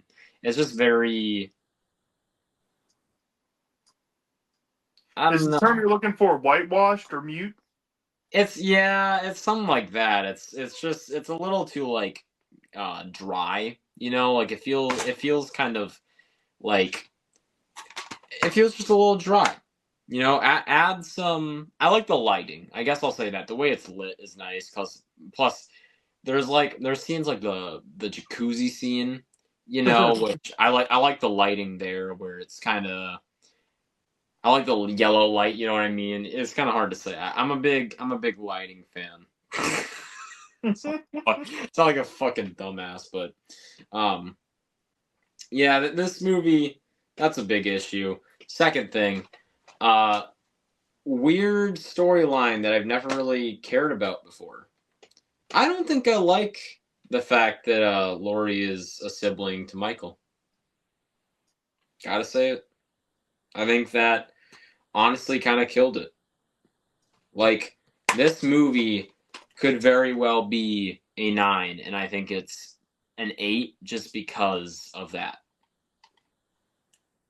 You know? Well, here's the thing about the sibling angle, and hear me out on this. A lot of people don't like the idea that the franchise marries itself early on to this idea that Michael and Laurie are blood related. But you can try to rationalize what happened in the first movie all you want, but why on earth would Michael continuously come after Laurie specifically in each and every movie? And people have said and suggested, oh, it's this vendetta. She got away. He wants to reclaim her as his victim that got away. That could make sense, but why drive across country in H2O? Why would he come after Jamie, her daughter, right? If she was already taken care of. The familial connection is built into the fabric of those films, but I think the reason why we love that aspect about H2O is because Lori finally got vengeance and she finally got the conquering over her brother who was essentially out to kill her just like he killed Judith, her other sister. Now, the films don't do that connection much justice because it never really goes into Lori's perspective on her being essentially an orphan and adopted and all that. I think that would have been way more compelling stuff to build on in the mythos of these earlier films, um, to enrich that. But that aside, I still think that the sibling angle is a safe way to make this connection between these two characters. Um, it helps make it easier to come back to. I know Rob Zombie's films even kept it in when he made his films, because it was so ingrained at the time, and so many people thought that there was no other way to go about it. Um, some people say the grass is greener on the 2018 timeline because they didn't have to resort to that. But even then, Michael seemingly is still after Lori. So try to rationalize that. Yes. Nobody seems like they can, right? Hmm. So it is what it is. I guess I could see that angle, yeah. Yeah. But I mean, even if we're just looking at it as this is like kind of almost like a timeline in itself because it's trying to end the story. I don't know. I could deal without it. I really could. So that's just a big issue I had with it. But yeah, that it's still a great movie. That's a horror classic. It does put an end to what the first film left off, and honestly, I don't think I'll rewatch this on Halloween ever because I have seen the first movie on Halloween before because of TV reruns and just why not kind of moods I have. But yeah, this movie I always like being left on that really scary ending of the first one. So I like that this one concludes it, but I don't need to see it, if you know what I mean. So some people like that 1-2 punch thing. I can do without it. So I love it, but I can't say it's a top 4 movie, I guess. So we'll get into that, but I'm gonna throw it Yeah. over to Yeah. So my number 4 is actually Halloween 2. I can't quite put it in my top 3, for similar reasons. Um, so like Halloween 2 to me, this is now we're getting into this the coveted 4 for me, the ones I really give a shit about. To me, the Halloween franchise, like all of Carpenter's early masterpieces that he put out in his career, and some of these other creators, they were using these style of cameras back in the day that just exude classic cinema. And when I think of Halloween, I think about the late 70s and early 80s. I don't think about the Blumhouse movies. I don't think about Scream H2O. I don't think about Y2K Resurrection or Rob Zombie's gritty grindhouse throwback Halloween. No, I think about these first 3 films first and foremost, and even some aspects of 4, 5, and 6. 6 kind of on the lesser side because it is a mid 90s movie, but it is still a capstone to that era of slashers. You know what I mean? So like Halloween 2 is right in that sweet spot. of classic cinema. This is a metaphysical comment I can compliment I can give to the movie, is that love it or hate it, or like everything about it or not, it exudes that vibe we all want, and it's arguably the closest, maybe next to 2018, to the vibe of that first movie. If we're talking about looks, it is the absolute closest.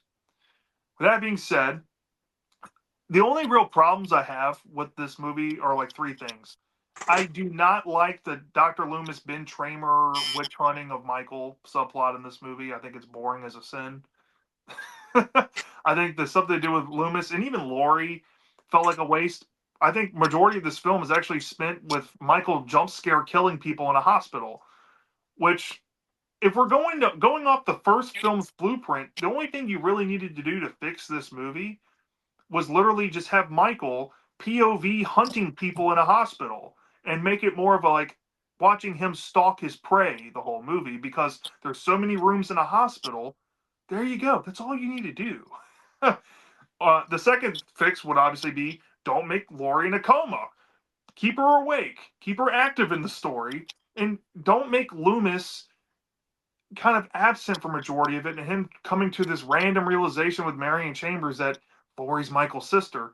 No, he should have found that shit earlier on or already knew this information, and maybe he can go to the school and find the Sam Hain written on the wall, which is his own other thing about this movie. It introduces the supernatural side of Michael Myers. Well, Mm-hmm. while the first movie did kind of allude to this evil and all of that, this is the film that really does kind of personify the evil a little bit. Like Mm-hmm. it's implied that the spirit of Samhain or this evil comes out on Halloween and perhaps lives through Michael. And I feel like that supernatural side was definitely explored in part four with like him and Jamie and stuff like that. So this did have some carryover. I really do wish in a different life or maybe in a different reality where this film and what it tried to introduce would actually be expounded on in 4, 5, and 6, specifically with what it tried to throw out there for the character, and using that bloodline connection of Michael and maybe Laurie or Laurie's kids to kind of examine Michael's evil. Maybe not give away all of it, but just examine it enough to where we get a general idea of what the fuck it is. Food for thought. But yeah, other than that, I think that this movie it is kind of creepy. I hate hospitals. This is right up my alley. I know it's a give or take for people, but I really do. I dig the setting here, even though the Halloween setting is on the back burner because it's set in a hospital. But Yeah. there's some cool kills for the time in here to kind of make it exciting as you watch it. I do think that the TV cut. I'm gonna hold this up for the TV cut. TV cut. It keeps a certain character alive in the film by the end of it, and it even completely rechanges, I guess, the whole final act. Even though I think the theatrical cut's final act is better, and I prefer it, I do like the actual ending of the TV cut more because it leaves us with some breadcrumbs as to perhaps the identity of Jamie's father. If you want to watch this canonically in order, like 1, 2, 4, 5, and 6, that would actually help the context a little bit. But other than that, I think Halloween 2 is a fucking classic movie. I totally get why a lot of people say it's their second favorite Halloween film. I get if you're in that crowd. But to me, I just have a stronger affinity for two other sequels that came after 78 that we have left to talk about. But I do love this one nonetheless. So I'm fine putting it here. Yeah, yeah. Great points. All right, here we go. So, Halloween Kills. That's my next one. I actually don't have much of anything to say about this other than I'm so happy this was the movie we got for kind of like the bridge to get to the ending. So Halloween and stuff. Kills is like the most fast-paced, constant. There's always something happening. That's just something kind of nice. Plus, I get I actually do get the complaint about the chanting gets annoying and shit, and the whole town chasing him is ridiculous because it only happens in this movie, doesn't happen in the next one or whatever. But um, lots of really great scenes, lots of them. Probably the best. Probably the best. Just like horror stuff, like just like the scariest stuff. That's what I'm trying to say. In the whole franchise, besides the first one, in my opinion. But I don't know if I'm tweaking on that. But it's like lots of scary shit. Plus, although a lot of it's action packed, there actually is some scenes that almost feel like callbacks to the first two movies, if you know what I'm saying. But uh, there's constantly shit happening. It is probably the most, I'm gonna say, TikTok brain movie of these. Funny enough, because it's just not that long unless you're watching the extended cut, and it also doesn't waste much time on building up story or anything. Because I feel like Halloween 2018 did enough of that, where it's like this movie just really wanted to focus in on Michael Myers doing crazy shit, and it works. I will say it is fucking entertaining as all get outs. Uh, you kind of mentioned that it's, as a story, it's kind of like, what the fuck? It's like, it almost feels like an extension of 2018 in some ways, but a very long one because it's an entire film. But I have just a shitload of fun watching it. It is one of the most fun movies. Honest to God, one of the most fun horror movies maybe ever, in my opinion. I agree. It's a popcorn flick. It's genuinely the popcorn flick experience of Halloween. Oh yeah, it's like, If it has. honestly, what this reminds me of is like the first Jurassic World movie. How it's like those first three movies were kind of like, let's go to this island and there's just dinosaurs here and there, and then Jurassic World is just fucking dinosaurs everywhere. It's not exactly the same, but that's kind of what it reminds me of. It's like it's making the tension feel bigger because you're always seeing the danger in this movie. He's always on screen. So it's kind of interesting how it works. But I have a lot of fun with this one. And I actually saw the extended cut, which is 20 minutes longer, something like that. I think it's like not even that. It's like maybe like 5 minutes longer, 5-6 minutes. And it has the extended ending. Yeah. I mean, I was just eyeballing it. I had no idea. I think it says it on I think it says it on here real quick. It says extended version. Should say it. Oh my god, 4 minutes longer. What? Yeah, something like that. 4 minutes.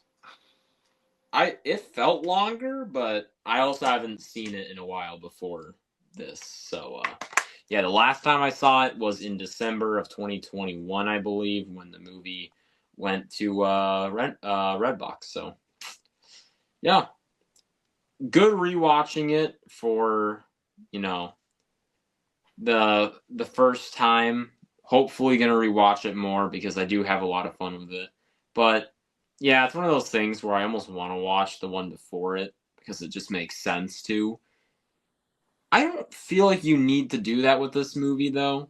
Like I don't feel like there's that much you need to know to watch this one or at least enjoy it. So I'm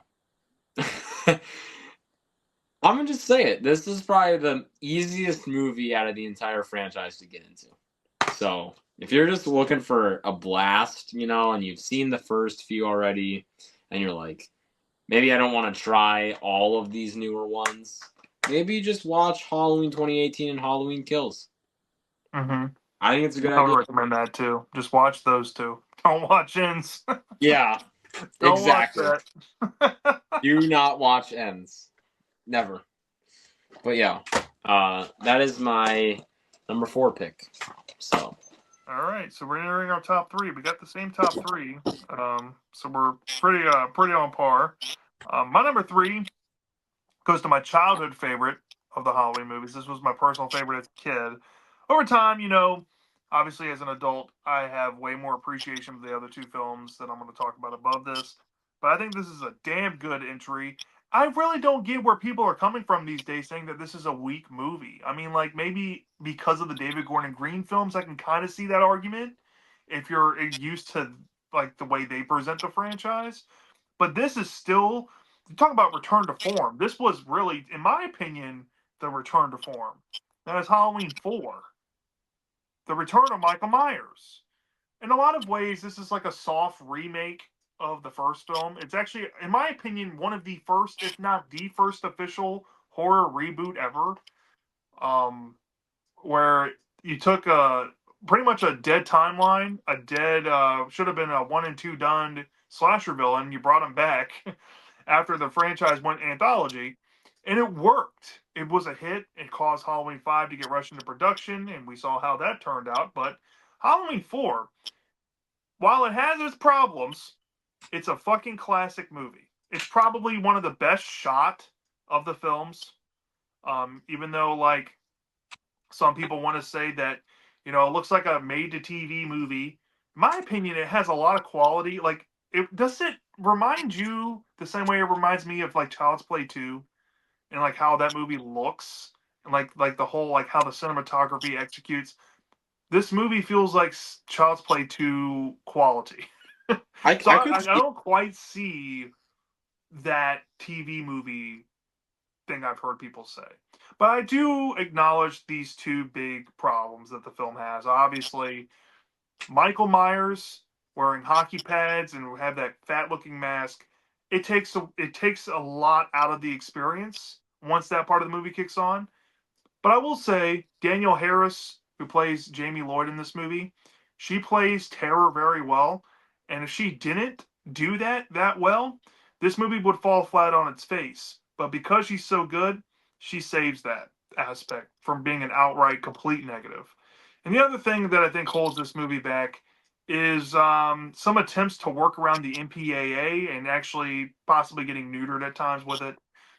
You can clearly tell that they try to do the whole less is more approach, like the original Halloween did, and I think that was Mustafa Akkad's original want for this movie. But what ended up happening was we had too many off-screen elements to it, and no lead up to actually showing any of that, which is kind of annoying, especially for a film like this when you're like three films deep, especially in the late '80s of a slasher franchise. You need to be going balls to the wall with the kill sequences. I mean, that for this movie coming around at that time, this would have looked pretty tame to those other films coming around. Not to say that they all weren't nerfed by the MPAA or anything, because they definitely were. But I can totally see why people, I guess, think that this film is weak when it comes to that aspect alone. But other than that, I think that this is probably one of the best straightforward stories of the franchise, if not my favorite one, if only because it's a simple story about a foster girl getting close with her foster sister, and they're kind of polar opposites, different ages and whatnot, and it's really touching in that. I love Sheriff Meeker in this movie. He's a fucking badass. He's my favorite cop character in the whole Halloween franchise. The mob stuff they do in this movie, I think, is way better than Kills.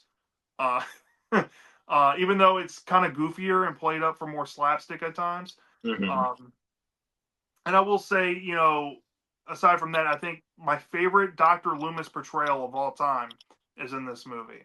I love that he's damaged from the fire. I love that he has this, cane walk now.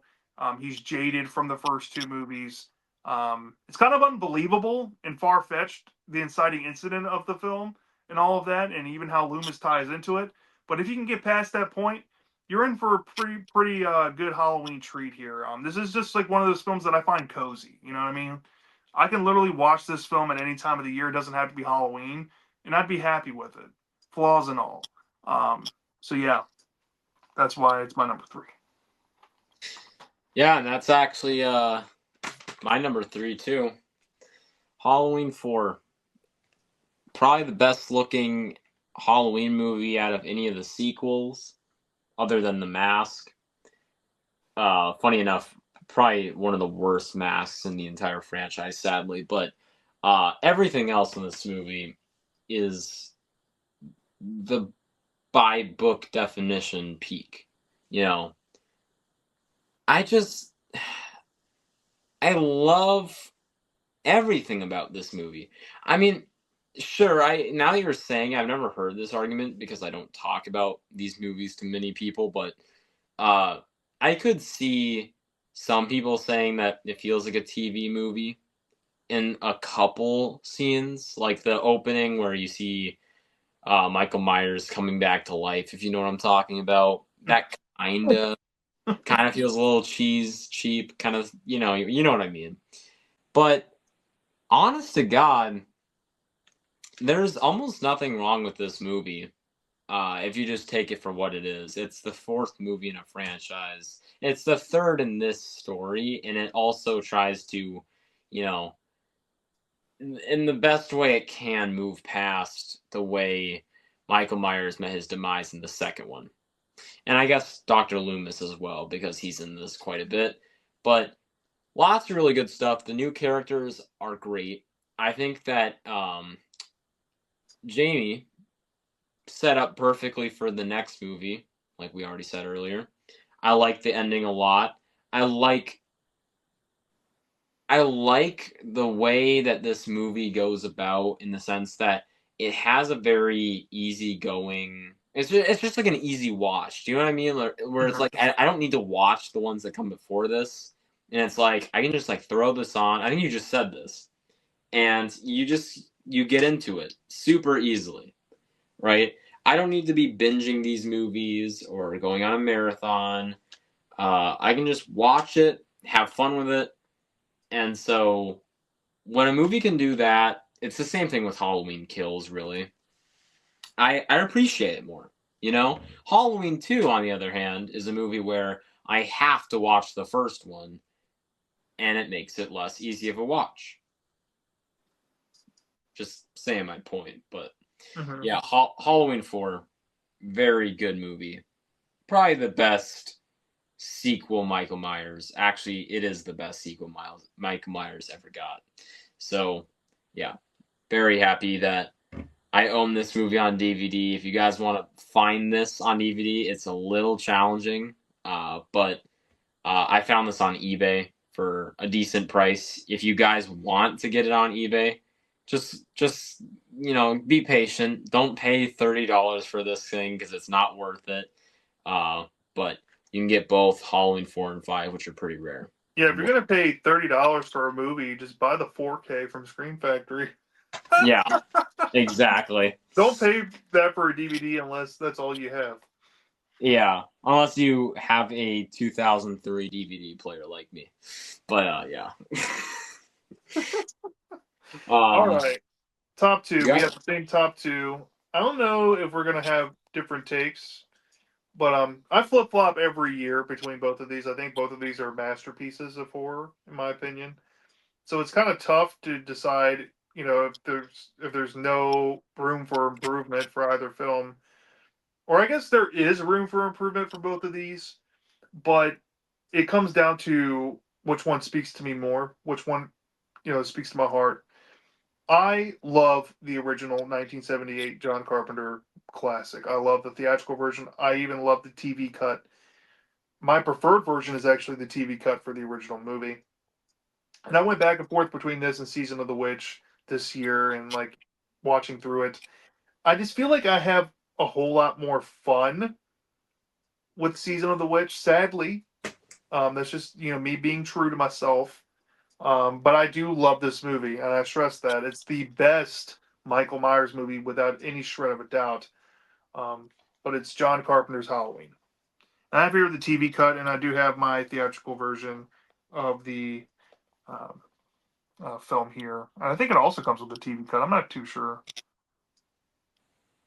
Anyways, yeah, Halloween '78 is an absolute masterpiece. I think it's the best slasher of all time.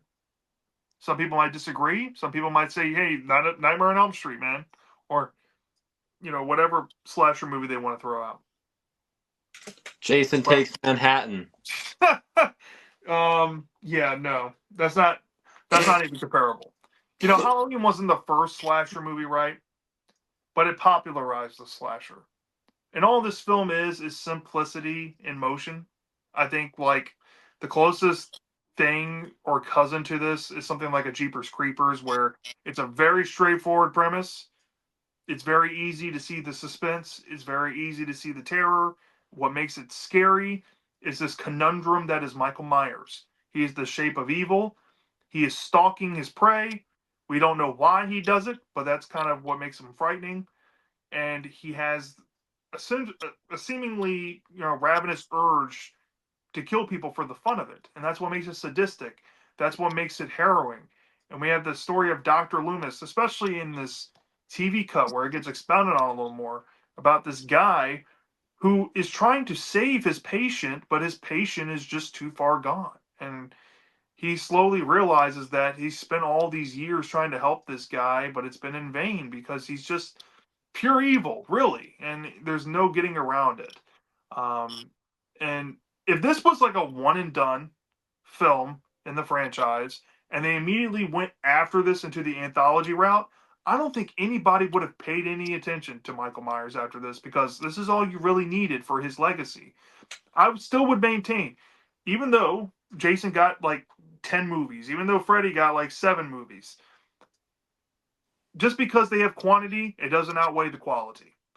This still would be the best slasher of all time. Michael Myers still would be the GOAT.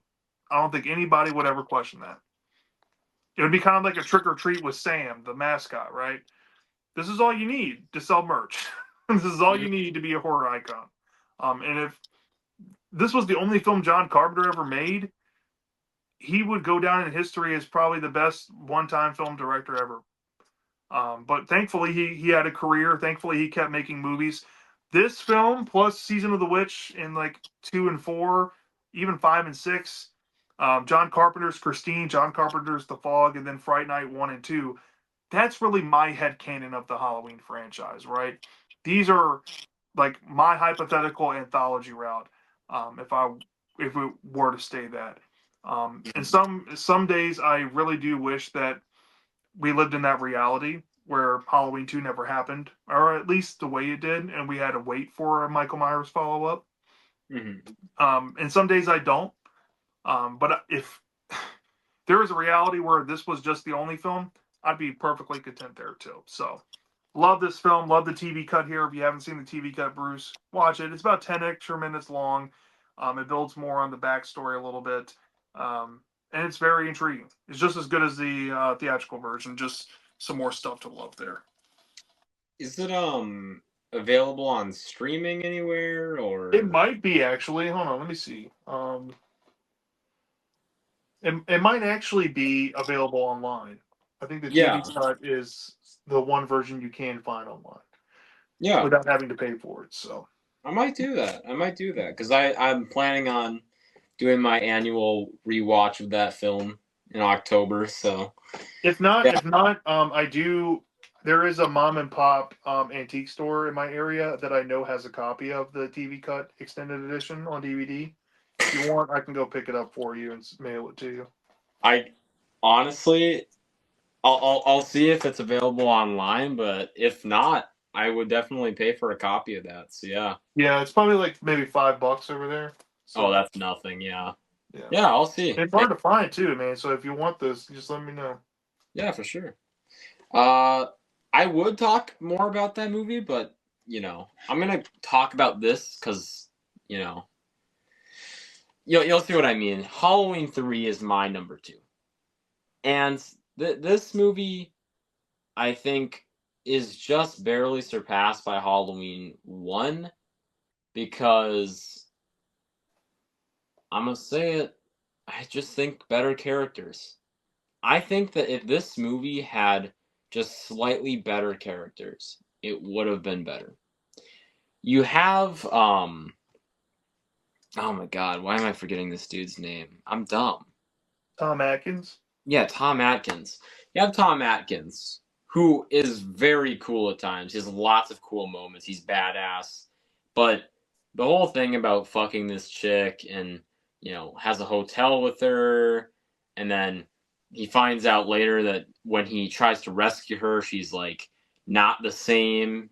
If you catch my drift, anybody who's watched it, it's, it's a thing where I like a lot of this character's personality and everything. I think some of the decisions just make him feel kind of weird, and I don't like a lot of his character decisions. I will say,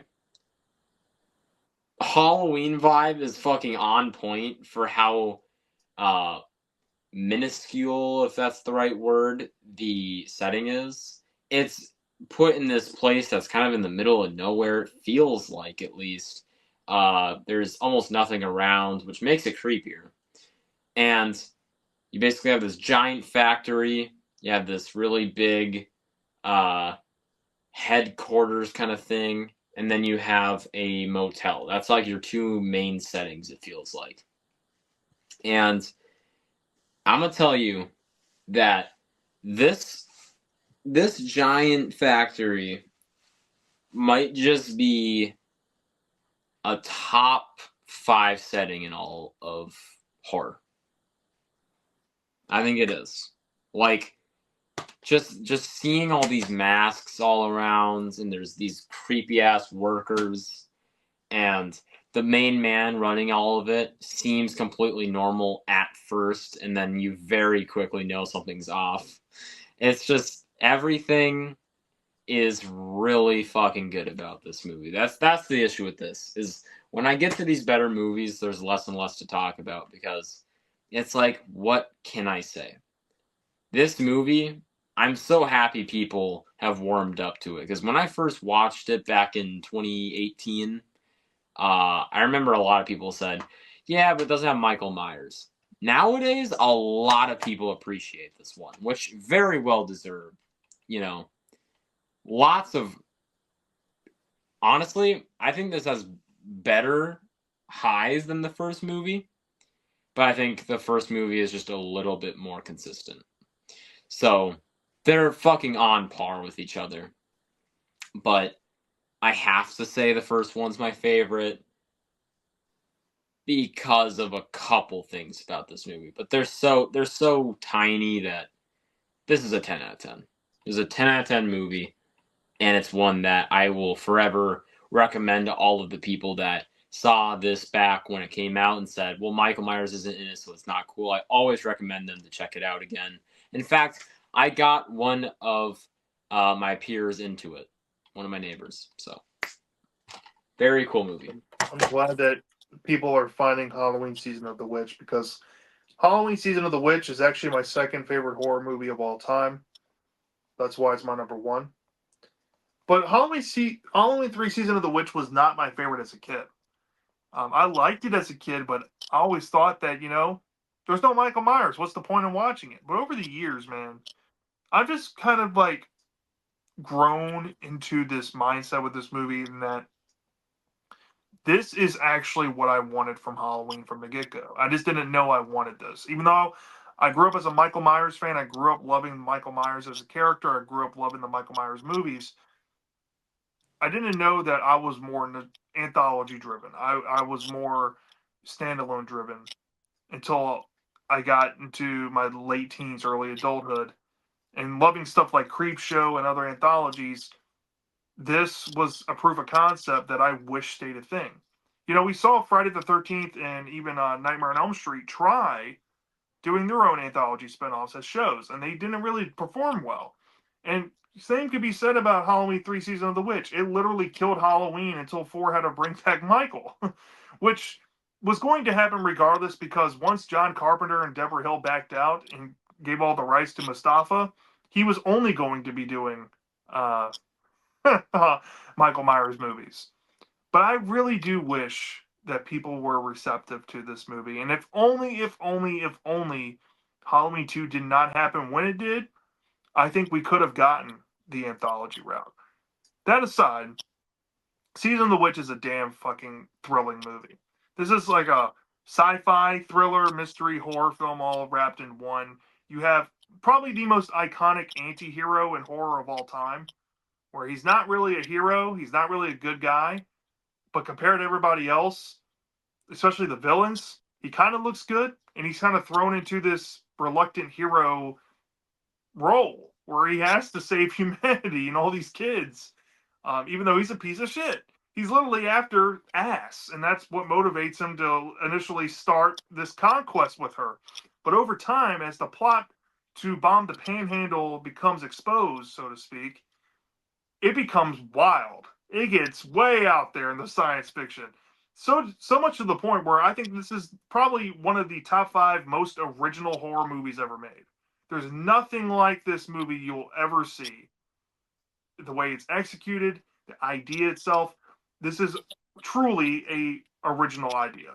And it's not hard. I mean, it is very hard to say that in horror because everything has a derivative point, right?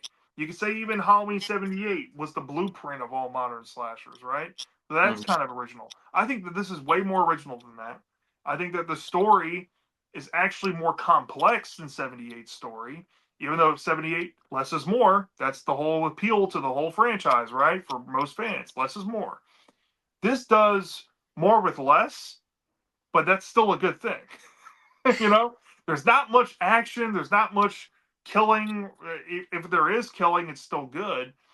But when we get to that final act of the movie and you get that, pressure release and all these answers are coming out, you're just like, damn, this is some good shit. And the ending of this film has to be the most iconic ending of the franchise, maybe next to the first movie's ending. It's the second best, easily second best. Some people can say this is the second best all they want, but you hear the happy, happy Halloween. Stop it! Stop it! Stop it! You know every word to this ending. It's that iconic. I mean, I want to gush about it so much, but I love this film to pieces. Conal Cochran's one of my favorite horror villains of all time. I said it. Even the goofy editing in this movie, I like it. I know historically, most people's common gripe is the stuff with Stacey Nelkin in this movie. I love that too. I don't have any flaws with this movie, just like the TV cut of '78. But I think that this is my movie of the franchise if I had to pick one. So that's why it's my number one. Yeah, and I guess I'll get into my number one, which is, of course, Halloween 1978. So, why is this number one besides the obvious stuff? Well, I guess I'll just break it down. First of all, the way this movie is set up in the first 10 minutes is breathtaking. I don't want to sound like I'm writing a fucking English essay, but I want to sound like I'm writing an English essay. Why on earth did they think of this? I don't know. It works perfect, right? This hasn't really been done before besides Black Christmas with the POV shit. In fact, this happens multiple times in this movie, I believe, and every single time it works out perfectly. Great setup, and then once it fast forwards in time to this, story that gets introduced with Laurie Strode babysitting on Halloween. Oh my god, the atmosphere, the writing, the acting, the fucking everything. It is so good. In fact, just the way this movie plays out is, in my opinion, the best sequence of events in horror, right? You learn that this kid went to a mental asylum. He escapes, takes the car, basically is on the loose now, and is trying to take back the house, you know. And there's some crazy shit that happens, right? Like we all know what happens in this movie. There's so many iconic moments all throughout. There's, in my opinion, the best, or maybe best, second best, third best climax ever. With Laurie entering the Michael Myers house and all this crazy shit going down, and the scene where he is lying on the floor in the other room and she's kind of crouched down and he just, like, the second part of his body, like, waist up, just starts going up. Oh god, it's just everything about this movie is fucking peak. So, although I wish I could say more, what hasn't been said, I don't want to repeat the same shit over and over again. This is my number one, and also a top 5 horror movie of all time for me. So, Halloween 1978. And there we have it. So that is our Halloween ranking video, big discussion. This is a very long video by the looks of it, so I hope you guys, if you guys made it to the end, unless you just skipped this far, hope you enjoyed hearing us rant and discuss about these movies. There's a lot of downsides, there's a lot of upsides, there's a lot of bad movies, lots of good ones. Let us know what you guys think of our rankings in the comments, and feel free to comment your rankings. We want to hear them, and we want to see you compare yours to ours. So, everybody, have a great night. Horror FFA, you have anything else to say? No, but for all you Halloween fans out there, stay true to yourself, and let's all be honest with ourselves. H2O is the most overrated Halloween film in existence. Remember that. It is. It really truly is, and that is the best way we could go out on this video. Everybody, once again, happy October. Have a great night. We'll see you in the next video. Peace out.